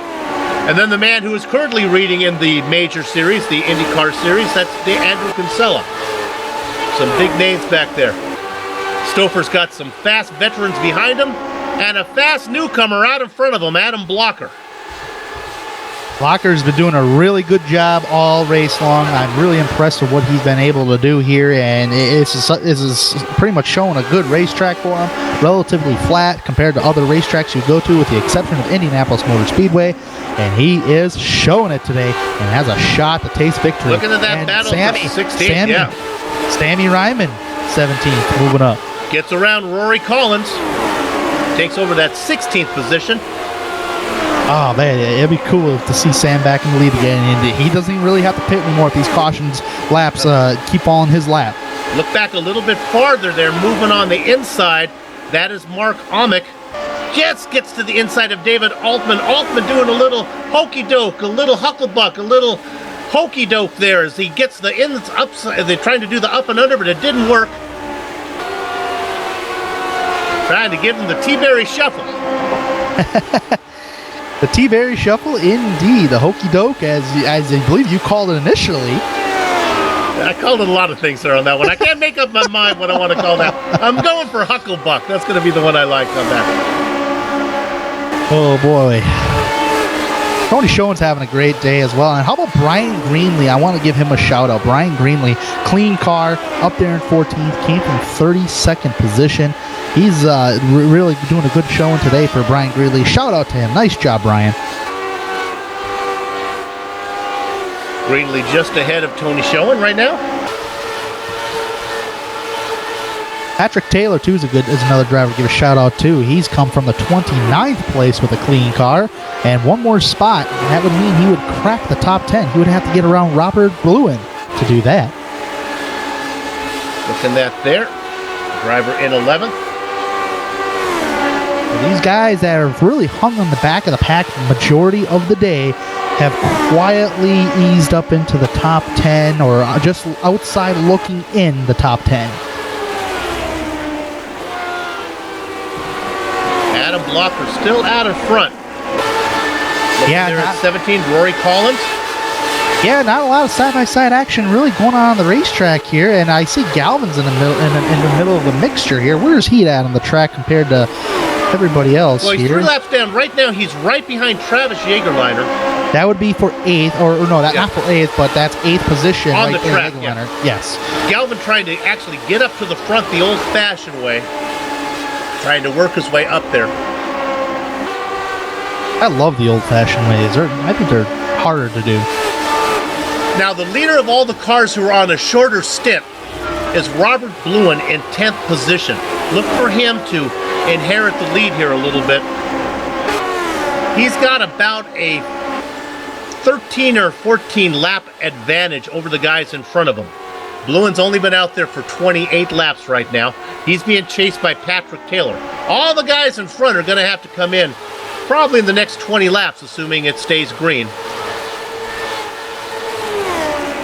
Yeah, that's if it stays greens, and we did see a long green flag stint, but in that long green flag stint, we have not seen a green flag pit stop yet. There is a possibility. These guys, the drivers we talked about, Mercer, Branch, Hassert, they've been out there for 15 laps. Maybe, that would mean a 75-lap stint. Maybe those guys can go from here. Those will be the only guys. So if you're scoring at home or if you're watching alone, keep an eye on Matthew Mercer, Joe Branch, Joe Hassert, Pierre Degla.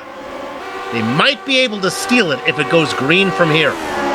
It might. It's a long shot, but they might.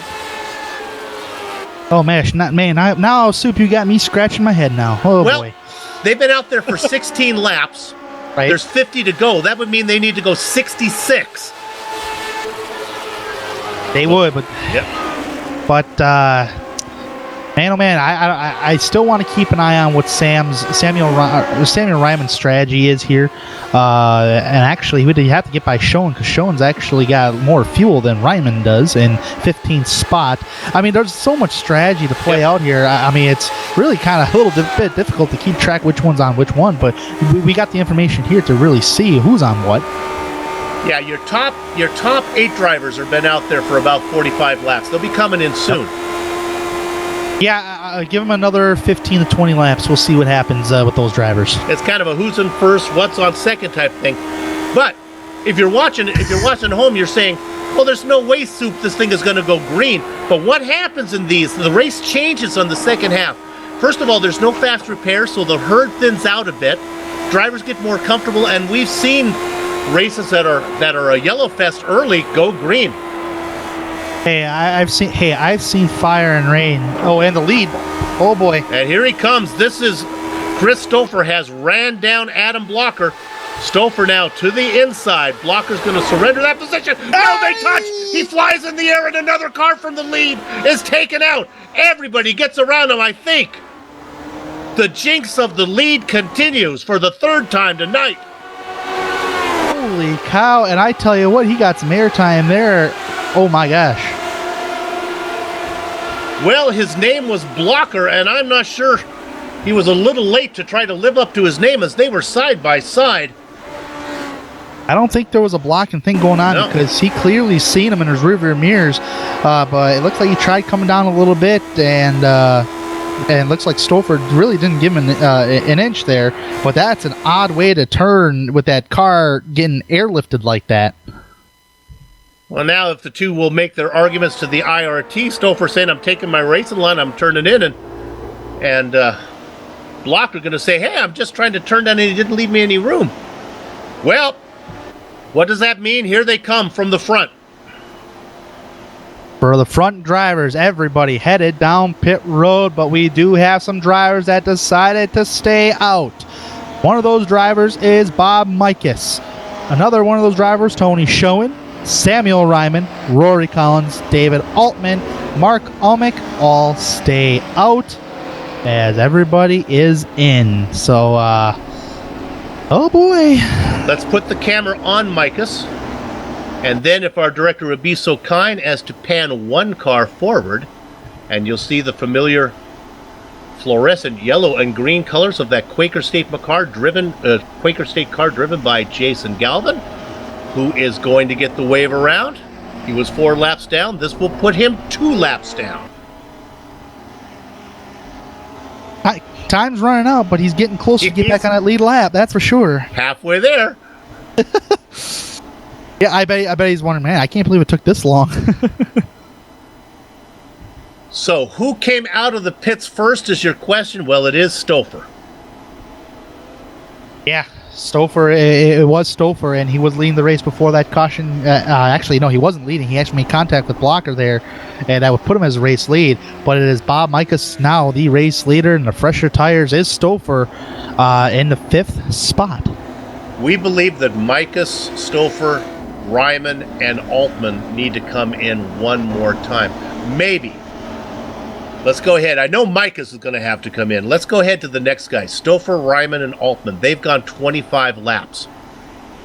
There are 45 laps to go. I do the math. That's 70. And enough yellow flags, maybe those guys can go the distance.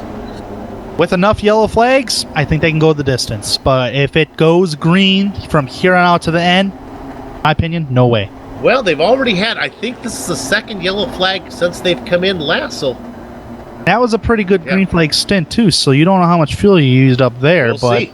It was not the longest green flag stint we've had. Oh, man, strategy. I kind of love it now. Well, we think that our leader out there, the in-car camera of the Von Hansen meat machine, Bob Mikus, we're very, very confident he's going to have to come in sometime before this is over. And let me apologize again. He is not in the Von Hansen meat machine. He's in the John Player Special there. John Player's special onboard. Talk to my Joe Peak. Is that it's the Von Hansen onboard? Von Hansen onboard, though, yes. Is the John Player's machine. Is that not Is that the Mario Andretti in Formula One? That's why the car is so fast. It's very familiar. It's wearing the right clothes.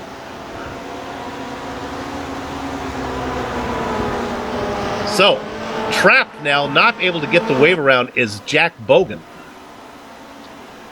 Tony Schoen races in 2nd. Bogan out there, 1 lap down. Duck into the inside as we go green. Tony Schoen gets below Bogan. Ryman in 3rd.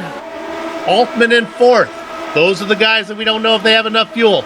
The guy we know has enough fuel is Chris Stouffer. Stouffer taking around the top side. Hey, why not? And that's where you get your launches all evening long. And now he's going to go towards the inside. David Altman almost... Oh, there was contact. There was contact between the two drivers. And I think there was a bubble contact there. But, oh, my gosh, there was definitely contact. Ooh, that got scary. Using the elbow to get through there. That's a great way of putting it. The elbow and all. And soon you'll be using your whole arm. And Zaldo just had a moment. Oh, my goodness. He got caught up behind Altman. Altman was still trying to cover after he got elbowed up into the wall, or near the wall. He checked up. Anzaldo got right in behind him. Bolster racing ahead of him now. Anzaldo in 9th, 10th position. Workman. Yeah, and Zaldo, man, that was a scary moment for him. He's mirrored back in traffic in that 9 spot back there. Bart Workman, he's back there in 10th. Man, Scott Bolster, shout out to him. Dodging wrecks today on more than one occasion, up there in the top 10. Tremendous day for him. But right now, the Cinderella driver is Bob Mikas, staying late at the ball. Let's see if Schoen can show some stuff here in the late stages of the race. Ryman in 3rd. There's a little bit of cushion there. He's got to like Jack Bogan being back there racing 22nd position. A little bit of a cushion between him and Chris Stouffer. And Stouffer hasn't really gotten around Bowman yet.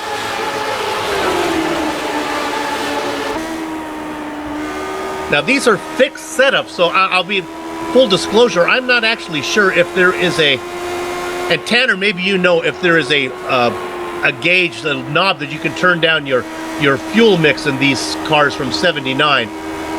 But even if there were a fixed setup, you're not going to get to use it. No, you cannot touch the fuel cell whatsoever. Even your gauge. Spinning his Bogan! Right in front. He got into right. I think Kinsella might have got a piece of it as well. We talked about Bogan being the cushion. Bogan spins, got into right, and then right and Kinsella collect each other. Point heavy. leaders from the 2 different series get to say hello. Also involved in it, Brian, it's not easy being Greenlee gets caught in it. And Jake Wright took a tremendous hit right there, and he's got some pretty major damage.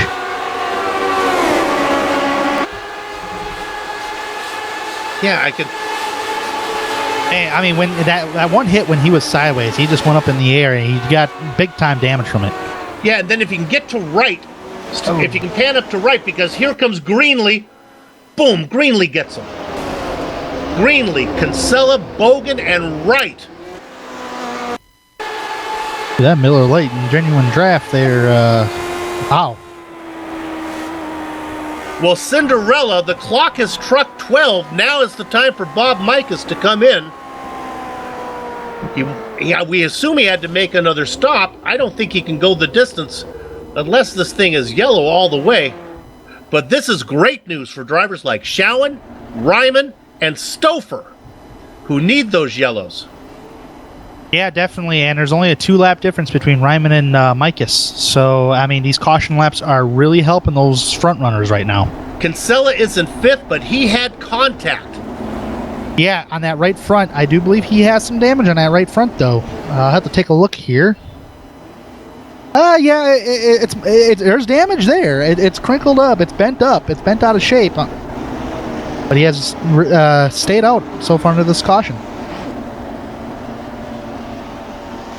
Cinderella saying out again, Bob Mikas, I don't get this. He's been out there for 42 laps. Can he go another 36? I think he's playing that Samuel Ryman strategy that we seen earlier, because these caution flags laps, in my opinion, are helping those top 3 drivers. If we remain green, I would be concerned on the fuel part. These guys are just begging on the caution falls right now. I gotta think Kinsella, this would be an opportunity for him to come in and get that nose is an easy fix, I would think. I mean, certainly you'll lose a lot of track position, but these cars are so aerodynamic dependent, I just can't see how Catch Kinsella could stay out there and expect to be good. Watch out for Altman now. Altman up in 6th. We know he has no fuel issues. I just had a little flashback. Everybody just disappeared on my end, and I got a little confirmation of some drivers that are also having issues of cars disappearing. Maybe a server may be having some slight issues. So, no, we don't want to see that. I don't want to see that either. Let me correct myself. Altman is on a long strategy. He's out there in the same strategy as Stouffer, Ryman, and Schoen. The guy you want to watch, the leader of all the guys that have enough fuel to go the distance for sure, Scott Bolster in 7th position. More big names having trouble. We've been documenting it. Started early with Ryan Otis. Yeah, Ryan Otis. Yeah, go ahead. Jonathan Goke, another front runner, is gone. Now let's see, did Jake Wright, has he called it? Jake is back out there. Last car on the lead lap. Yep. Remaining on the lead lap, but I think Kinsella's like, man, I think there's damage there, but I'm going to try to hold this spot because I know everybody around me pretty much can make it to the end. I don't know about his knowledge on Scott Bolster, but that's probably his feeling, and he wants to keep that track position. Bob Mikas cannot make it to the end, our leader. Bob, you got to come in. I know you're eating a lot of meat and you think you're invincible, but that's not going to do it, buddy. Bob Mikas, your leader. Soup, I know what I'm doing, he's saying. Well, right now, he's leading by 0.4 of a second over Tony Schowen, Samuel Ryman, and Chris Stouffer. All those guys are on long runs. Nope, let me correct myself. Stouffer is the man who has no worry about fuel right now. Yeah, that top three, I don't know. I would have to disagree with the whole Bob Mikas part of it on fuel, but Kinsella is dropping like a pigeon, as you say there, Bill, and he is not recovering very good. That damage is affecting him. Boy, he is right inside of Anzaldo. Anzaldo has to check up. This is a battle for 8th position. It's the Budweiser machine of Kinsella as he cuts down inside of Anzaldo, doing a little rhinoplasty there, chopping off the nose at Anzaldo. Now he gives him ruse. George gets by. The next one coming by, Bart Wardlow. Workman gets underneath him. Kinsella in trouble with a dented up can of a Budweiser can, and man, oh man, he's in trouble. Having to check up as the car trying to make up some ground. That was Galvin on the top side. They're all going by him now. I am circling Kinsella as a non-factor from here on out. Yes, sir. Kinsella dropping like a rock, and here's Galvin trying to do everything he can. I need 2 more laps. I don't know if it'll happen, but oh, pushing tight, Kinsella. Oh man, he's really pushing tight on exit turn 2.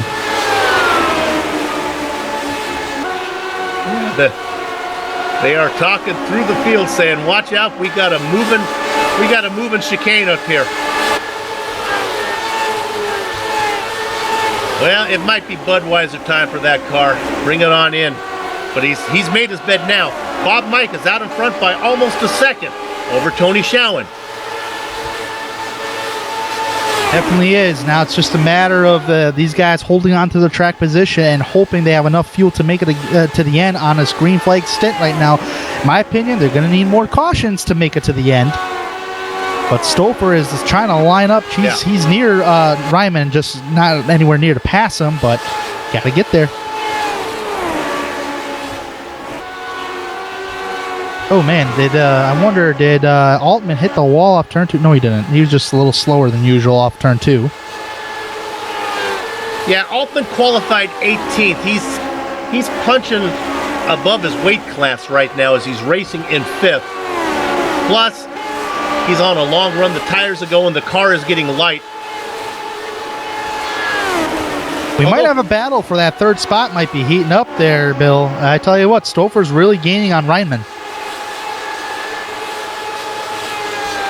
One thing to consider, these cars now, even though they've been out on different fuel runs, they're probably have just about the same amount of fuel in them. Nobody's going to take, well, actually, maybe you would. That'd be a good question for the interview. Maybe you would fill it all the way up, thinking that the car is better when it's heavier in the back. Maybe you just take as much fuel as you can to keep the tail end locked to the pavement. I would fill it up. Would you? Yeah. Every chance I get, yeah. Better handling for the race car, of course. Spent a little more time in there, but it's only a matter of a couple seconds to take those extra gallons. Looking at this battle, and boy, there has not been a lot of action up front. There's been a lot of solo spins, but right now Wardlow getting underneath the blue and black machine of Bart Workman. That's blue and red, sorry, that's kind of a dark red color. Handyman Wardlow in the 8th spot now, getting underneath Workman, as you said. And here comes Galvin. You gotta give credit to Galvin, man. He's trying.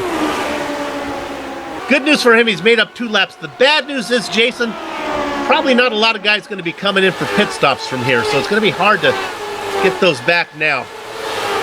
It's going to be hard, but hey, at least you made up positions from when you first went down 4 laps. ride on board, looking at Workman. Bart Workman there. Good day for him. Keeping it clean. If fuel is an issue for Bob Mikas, he's sure not showing it with lap times, as he is not conserving. He is opening it up on Tony Schowen. Sometimes that leads me to believe that Mikas knows that he can't get there on one without going, and he might as well just run it out as fast as he can. Working up on the back of lap traffic now as he goes around veteran Chris Lanini. I'll give you a little information here, and this is going to include caution laps. It's been 57 laps since Micah's last visit to pit road. Tony Schoen, 50 laps, and Samuel Ryan, 55 laps. That's the top three when they last visited pit road, including caution flags. Talk about going around lap traffic. I don't know if these words have ever come out of my mouth before, and that is Jake Wright just goes one lap down as he passed on the track. He came in for repairs. Remember, he had some hard contact. He's out there just trying to salvage whatever points he can vulture right now. Yeah, he's doing everything he can. Stouffer's back on Ryman. Here we go. With a run. Spot with a run. Huge run off turn 2. Side by side. Enter 3. Cautions out. Oh, boy, that changes a little bit. That changes the game. The Candyman looped it around. I don't think he hit anybody.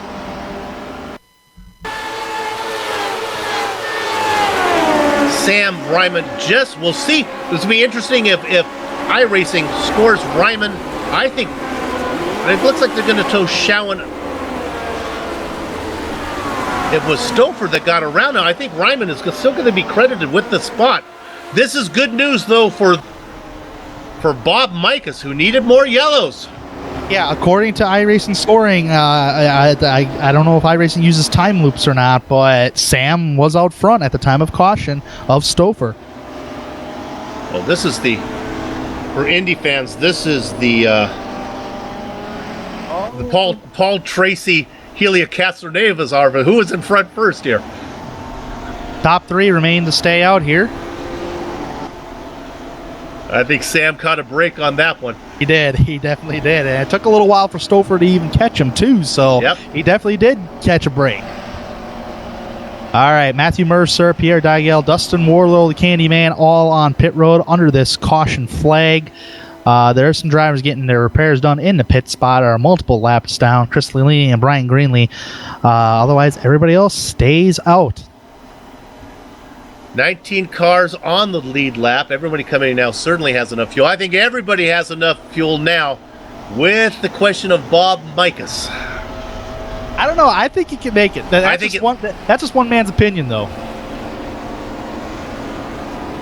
It's going to be 60 laps when we go green. 61 laps he's been out there. He's got 18 more to go. And Samuel's not far behind him on pit wise. No. He's 58 laps. Front 3 cars all on that different strategy. Other car that's on the same strategy is David Altman. But the guy on the longest of all is Bob Mikas. Absolutely, as we do not have the one to go signal yet, so this is a good opportunity for Mikas to save a little gas, maybe clutch it, heck, maybe even turn off the car. You're watching the Global Sim Racing Channel's coverage of the Lionheart IndyCar Retro Series. We are going wire to wire non-stop here. No breaks today. That reminds me of the old, I don't want to say it, but the TNT, but they did have commercial breaks on the NASCAR side portion there. But no commercial breaks today. Flag-to-flag coverage on GSRC. Gotta love it. We don't think one of the only ways that a driver might be able to save fuel is to actually turn the engine off. But I don't think you can do that in these cars. I think they need a starter. I don't even think you can turn the engine off. I don't think you even have that option. That's the case. The only thing I come up with is clutch or just completely stay out of the gas. They do have a 4th and 5th gear that they can race in, so maybe you get a little more mileage racing in the top gear.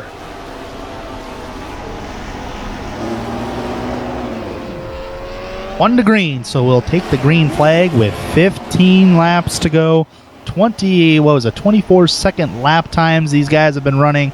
So this will be over in a matter of a few minutes here, Bill, and we are better get excited for a great finish. Just like the Indianapolis race 2 weeks ago, I think we're setting up for one right here. We are working lap number 135. It'll be 136 when we go green. 15 laps. You do the math. 15 miles. Can Bob Micus go 15 miles on his fuel? Can Tony Schowen run him down? What about Christopher? Can it? Micus, Schoen, Ryman, can they hold on to their positions as the pace car is ready to go? 15 laps to go. Micus on the loud pedal, so is Schoen, so is Ryman. We're back racing, entering turn number 1. Christopher trying to hunt more battle for the race lay up front. Caution is out.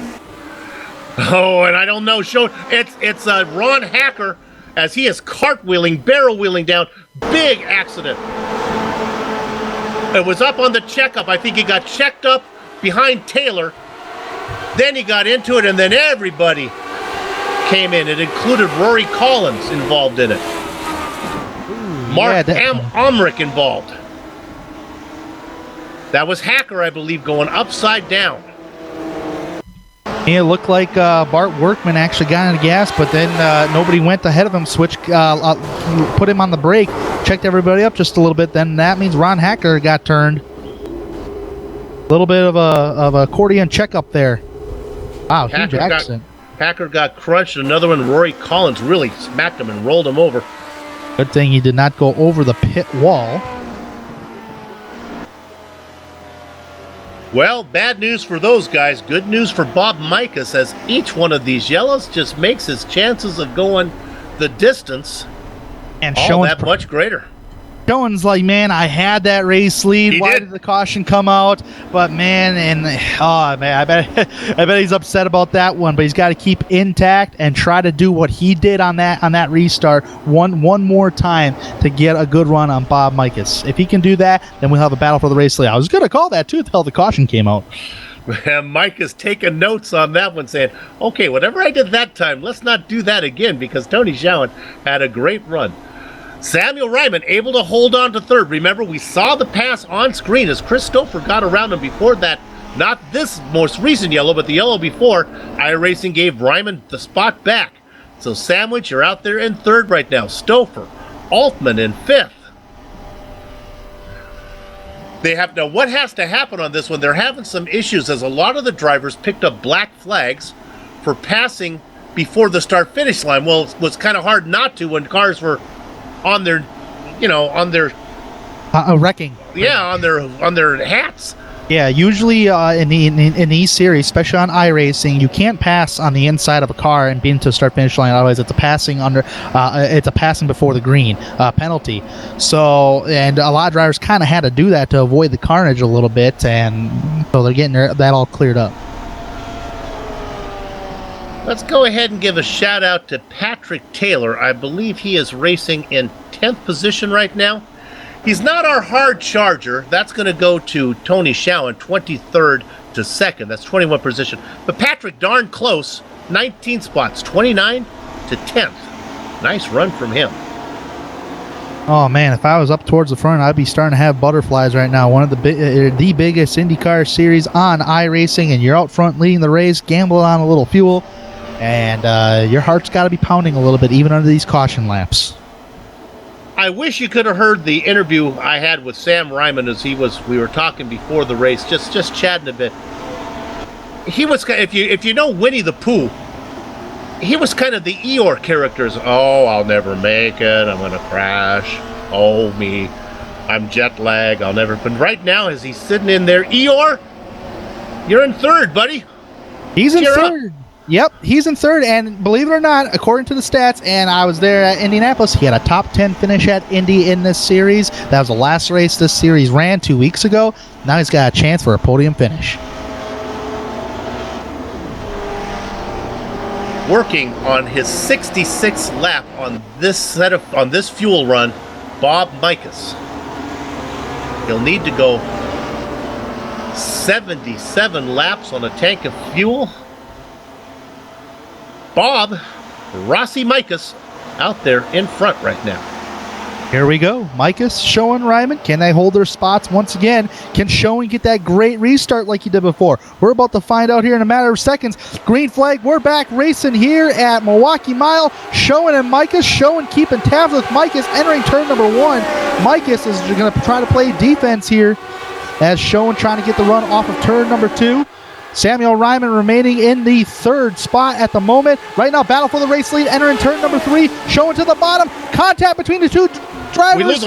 We lose him. There goes Schoen. Oh, hit Stouffer. Did he hit Stouffer? It was Stouffer. Schoen and Stouffer get to go over. Stouffer goes hard into the wall. 10 laps to go. We will able to get back under green. Another front runner taken out. It started with the pass for the lead. The 2 cars made contact. And maybe Schaller, we're not sure if actually Schaller got in. I think Schaller just turned it. But then he started to roll again. But that wasn't I guess it was the checking up. I think Schaller is going to be okay. He might be okay, but he lost all that track position. But since we're on a replay thing here, can we have an onboard camera view of Scott Bolster?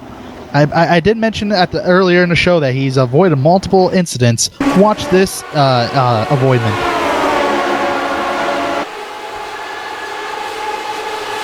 Knowing how to stay out of trouble. Oh yeah, watch this, Bill. Watch all this. Car's gonna hit the outside of the wall really hard, fly it up in the air. Yeah, I tell you, he's been avoiding incidents all day long, and that's another one. He just dodged a bullet there. Lucky he's not an inch or 2 taller, or he'd be an inch or 2 shorter right now. Oh boy. Well, Bob Micus has to say, keep those yellows a-coming, boys, and I'll just get in here. 8 laps to go. I don't know about you, but he's been under attack the last 2 restarts, though. So we'll see if our very own Samuel Ryman can get him. The man who he was under attack from is no longer there. Samuel Ryman in the little self-promotion there. How about racing in that red and white GSRC car? Oh man, this is where I said earlier about maybe 5-10 laps ago. We're setting up for a great finish at the Milwaukee Mile, just like Indianapolis. Bob Micus now, he qualified 9th, so he's not really that slow.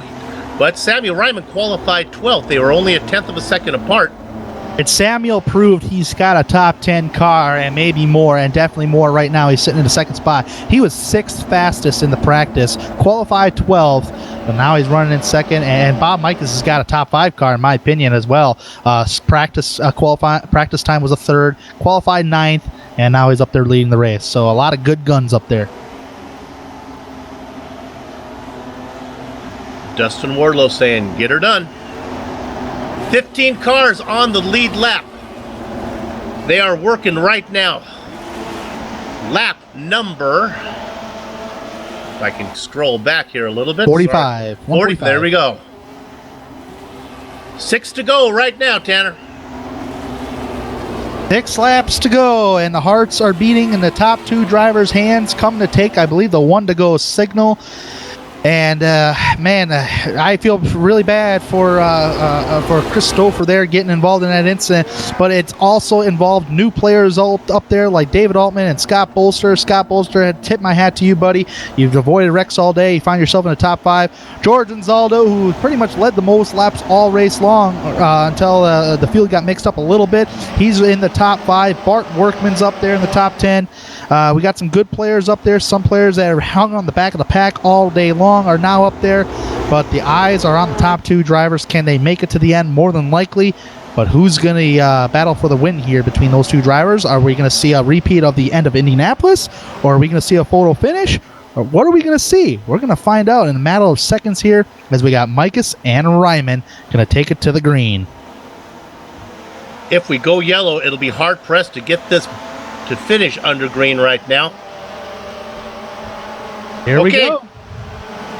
Bob Micus, Ryman, here we go. Pace car's in. Micus gets on a loud pedal. So does Ryman. We're back racing with about 5 laps to go in this race. Can Ryman catch Micus, or can someone mess up that little party up there like Altman? We'll find out here shortly. Micah's off turn number 2, gets a nice corner exit. Enter in turn number 3. Hopefully we don't get any self-spins here or no more cautions because there is no green-white checkers or anything like that. Bolster gets underneath the car and of Altman, and he moves up, and Bolster gets that spot. So does Anzaldo, as we have 4 to go now. Up in front, trying to hit his spots. It is Bob Micah's. I have enough fuel, and I have a 6/10 second lead. He's thinking, all I got to do is bring it home from here. Trying to be as smooth as blended whiskey. Do we have a yellow? I think we are still okay. I hear some contact in the back. They stay green. Coming around, he increases his lead. Bob Micah's 3 miles to go from here. Samuel Ryman doesn't look like he has anything for him. Bolster back there might be the car to beat if he can get a run. He's trying to make a move. And Zaldo, your early leader, racing in 4th position. Rounding out your top 5, it is Bart Workman. But right now, all the eyes are on Bob Micah's out there in the player's machine. He comes across the start-finish line. 2 to go from here. Fuel, we do not believe is an issue. The lead continues to increase. It's up to 9/10 of a second. Will he get one? Will he get a straight number on the left side of that decimal point? Not yet. It is 8/10 of a second. Ryman doing everything he can to close the lead. Doesn't look like he's going to have it happen. Well out in front. This race is his. If he can bring it home, Bob Micah's 1 mile to go. Does he have enough? Does he have this race wrapped up like King Tut? I think he's got it. He's only got 2 corners to go now as he works down the back straight. Ryman doesn't have anything for him, racing in second. All Bob Micah's needs to do is bring that car home as he works through 3. Ryman trying to close the gap now is down to 6/10 of a second. Is that car going to sputter? No! Give the Milwaukee 150 to Bob Micah. Samuel Ryman gets second. 3rd position going to Scott Bolster. George Anzaldo and Bart Workman round out your top 5. Made it on fuel, Bob. 77 laps on a stint. I That's told you how he you was. do it. I told you he was pulling a Samuel Ryman there. I told it. That was a good strategy call by Sam and Bob. Tony Schoen was on pretty much on the same strategy till incident occurred in 30, but it's all Bob Micah's taking the victory at the famed Milwaukee Mile. You're watching the Global Sim Racing Channel's coverage of the Lionheart Retro Series, round number 9 from the Milwaukee Mile. We're going to take a short break. We'll be back to run down the entire finishing order, do some driver interviews, and close-up shop. Back in a few.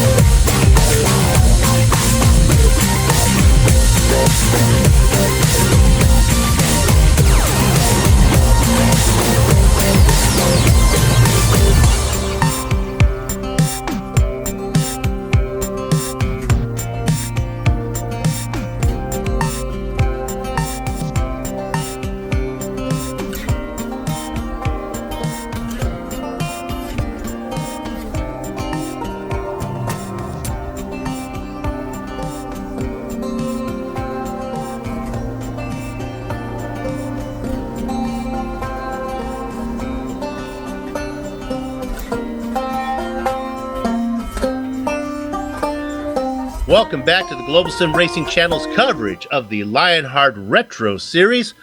Round number 9 from the Milwaukee Mile, the Milwaukee 150. And we just saw a humdinger of one. Do you like meat? Well, Bob Mikas, he's going to have himself a nice steak tonight as he comes home, picks up his second win of the season, put this win along with his Michigan victory, and he is your winner today, beating Samuel Ryman to the finish line by just under 7/10 of a second. Scott Bolster, up 17 spots, started 20th, picks up that final podium position. George Anzaldo, qualified second, was out in front for a while, going to come home in 4th. Bart Workman in 5th. David Altman and Robert Bluen go 6th and 7th. Patrick Taylor, we talked about him. How about 21 positions for an 8th place finish for him? Big Joe Hassard going to come home in 9th. Rounding out the top 10, Tony Showen. Tanner? Outside that top 10 is their very own Candyman, Dwar's Candy Machine, Dustin Wardlow in 11th. Pierre Deigel, after quite a few incidents today, night and day, became day, finishes 12th under there. Nice going, Pierre. Matthew Mercer in 13th. Joe Branch, the last car in the lead lap, will finish 14th. Jake Wright, one lap down, points leader in 15th. Jason Galvin couldn't make up the next 2 laps, but gets a 16th place finish. Top 20, though. Andrew Kinsella in 17th. Chris Stouffer, bad luck for him, running in the top 3, gets taken out in 18th now. Chris Lalani in 19th, and rounding out that top 20, Rory Collins. Hidden Blackjack, it's Mark Amick. The double duck spot goes to Ron Hacker. Brian is not easy being Greenlee, comes home in 23rd. The double dozen spot goes to Jack Bogan, quarter century mark to Travis Jagerliner. 26th position to Adam Blocker. 1 score and 7 goes to Jonathan Real Thing Goke. Dylan McKenna in 28th position. 29th is Peter Edwins, and I'll just round these out. 30th, 31st, 32nd, and 33rd, Mitchell Moeller.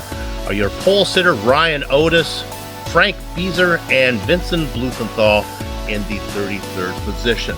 Okay, it looks like we have a pretty good crop of drivers up here in the interview. Let's go ahead and we're going to let Tanner talk to our race winner here, Bob Mikas. Definitely have caught up with Bob Mikas, and Bob, that was a really cool strategy call. Samuel right behind you pulled the same thing early in the race, and you decided to do the same thing, which gets you the victory here at the Milwaukee Mile. How are you feeling after? Were you close on fuel at all? If we didn't have those 2 cautions, I would have ran out. Simple as that. It was close. Yeah, definitely close indeed. And I guess our very own Soup Zahn was pretty much on point on that one. but although you were pretty much mid-pack majority of the race, top 10 too as well, is it hard to pass on a track like this in these Lotus 79s of Milwaukee Mile? It is, since these Lotuses aren't really built for oval racing. The really only passing opportunity was about the 5 laps on the restart, and after that it was just single file. Passing was definitely at a premium. Most definitely. Now during the race, what made you really stay out and say, I'm going to gamble on this fuel and make it to the end, I'm not stopping anymore? What made you come to that decision during the race?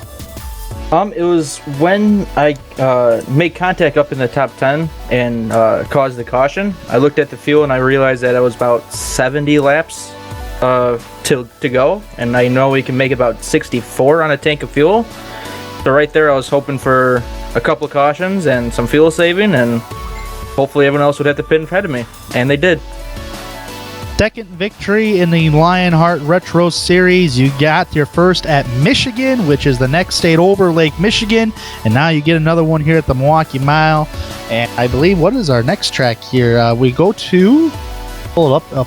Definitely pull it up here. It is Mid-Ohio. How do you feel about your chances going from a flat racetrack like the Milwaukee Mile to a road course like Mid-Ohio, and it's the full course?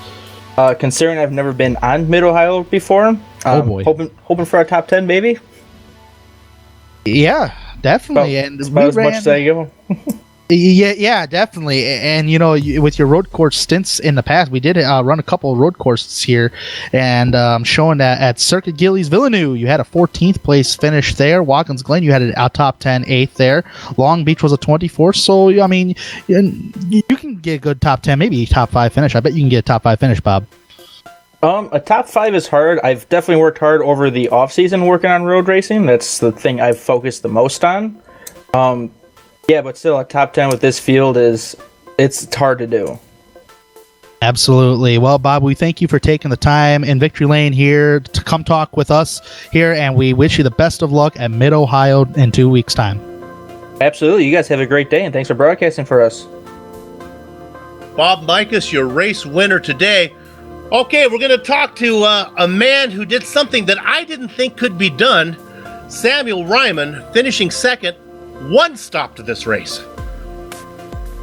Yeah, how did you like that, Bill? I gotta admit, I came into this race cold turkey. I didn't even know how many laps I could make it on fuel, but because of all the cautions in the first half of the race, no indication that the same wasn't going to happen in the second half, I thought, let's stretch this to lap 75. I managed to make it there, and then once I made the stop, I was surprised no one else had done the same thing. Until Tony Sherwin did, and he passed me, and then of course Sherwin had that unfortunate end to the race. But I gotta admit, I wasn't expecting Mikas to be up front leading the race with enough fuel to make it to the end by the end of that thing, and he did a great job at the end there to win it. I had nothing for him at the end of the race. Yeah, to be honest with you, I think there may have been actually too many yellow flags for you. I think he did not. He had a longer stint than you at the end. I think maybe one less yellow flag, you probably still could have finished, and I think he would have ran out of fuel. I wondered if that was a possibility. I've got to admit, I still have a replay open. I haven't gone back to see when his last stop was. And on the last lap, I was thinking, I've got a top 2 finish. I'm going to finish second, unless Mikas runs out of fuel. But I know he's a very experienced driver, and he was able to pull that off, and credit to him. Well, if you watch the replay of the broadcast, you'll hear us totally confused by what you're doing until it dawns on us he's going to try to one-stop this thing. Hey, we have one last question. I brought up this story during the broadcast. Maybe you can straighten us out. Can you explain why you had to jump off your balcony and broke your leg so you could get to work? Why did you do that? Well, so I wasn't late to work. It makes a lot more sense to tell your boss I can't make it to work today because I have a fractured ankle than I can't make it to work today because the front door of my apartment is locked and I'm locked in. He's never going to believe that. Oh, so you were locked in your apartment? Yes. Oh, you were locked inside, like an animal. Yeah, and my theory was, what would I do if the apartment was on fire? And the answer was, jump off a back balcony. So that's what I did. Granted, being late for work isn't as bad as having your apartment on fire, but you know, I figured it was worth the risk.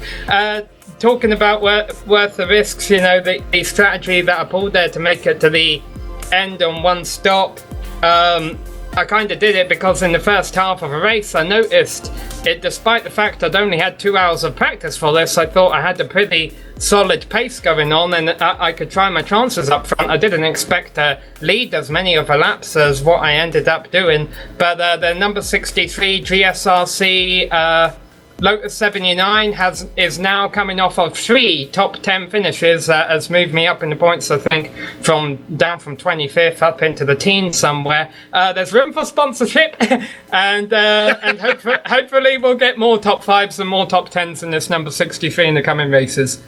Congratulations on the second place finish. Samuel Ryman bringing it home in second. And now we're going to go ahead and talk to a man. If Samuel would have been living on the 4th floor, this guy might have finished second today, as Sam wouldn't be with us, and that is Scott Bolster. Go ahead, Tanner. I've caught it with Scott Bolster, who dodged a lot of bullets today. In other words, a lot of wrecks, especially going underneath another car, which we had a great onboard view of. And Scott has some crazy moments during the race, but you salvaged to a podium finish today here at the mile. Yeah, we had a very, very interesting run from pretty far back in the field, and one of the big things on these short tracks is simply survive. That's pretty much what you're trying to accomplish, and hopefully you can do some pit strategies and different calls like that to get you up front. Yeah, definitely. And you were actually on a little strategy, I do believe. It was about 40-50 laps. So similar strategy to the drivers ahead of you of Samuel Rahman and Bob Mikus. And you pretty much get the Hard Charger award from the 20th spot. Would you have anything for Samuel Rahman, even though you were gaining on? Would you had anything for him if the laps would have been longer, like 160? Maybe. It had been a long time. I probably would have needed at least another 20 laps at least to even just get up to him. These cars draft pretty well, but there's kind of a bubble. Like, you really just can't suck up to a guy's rear wing unless they have a misstep going through the corners or something along those lines. But it had been a long time before I would have been able to get up to him. 2 top 5s this season, 5 top 10s, and I believe you can go for another top 10 because we're going to a road course next, which is Mid-Ohio, the road course, the full course, and you've scored a top 10 every single road course the series has run this season.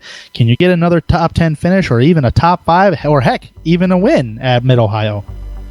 Well, a win would be very, very would be good, but I think that may be just a little bit out. But with this group of guys, it's all about qualifying.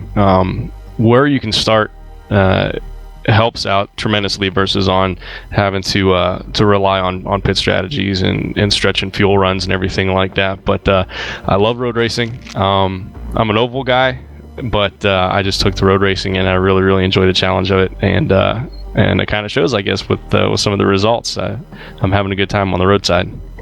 Absolutely. I'm looking at your results, and they show you that you don't mind the road courses. So we definitely look forward to seeing you there at Mid-Ohio in upcoming time. Hey, thanks, guys. Appreciate all the help.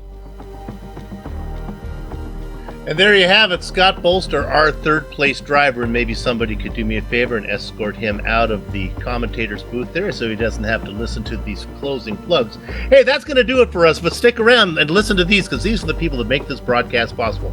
Thanks to everybody at the Lionheart series. You know, for a long time, the Lionheart IndyCar series has been considered the premier fixed setup league for the IndyCars on the iRacing service, and this new retro series is quickly earning a similar reputation for the Lotus 79. GSRC is proud to be associated with both. Got to give thanks out to our race winner, Bob Mikus and for Von Hansen's Meat Market for sponsoring this afternoon's event. You know, just do a Google search for Von Hansen Meat and go ahead and tell them, drop my name, tell them Soup sent me and see if they'll give you some type of discount on some beaver jerky they may be able to put in the mail for you. Thanks to the company's equipment and software that you see on the screen right now that we use on our broadcast. The original music is thanks to Eric Echolm and Casey Laurent. Seeing the screen for how to contact them. I'm not actually sure if Von Hansen Meat has beaver jerky, but yeah, give it a try. They got a lot of stuff there, that's for sure. The Lionheart Retro Series will return in 2 weeks, June 29th, for the Mid-Ohio Retro 100. GSRC will be there, and we hope that you join us. If you'd like to find out more about GSRC, your best bet is GlobalSimRacingChannel.com. We're also on Twitter at GSR Channel and Facebook at Global Sim Racing Channel. And now, before we close up shop, on behalf of my mate Tanner Sharp, our director Joe Peak, and our camera guru Dougie Beard, I'd like to thank all of you, that's right, you right now who are watching this, for watching me and us on the Global Sim Racing Channel. And with that said, we're off to have fun storming the castle. So until next time, you know what to do. Race clean, race hard, and we'll see you on the track.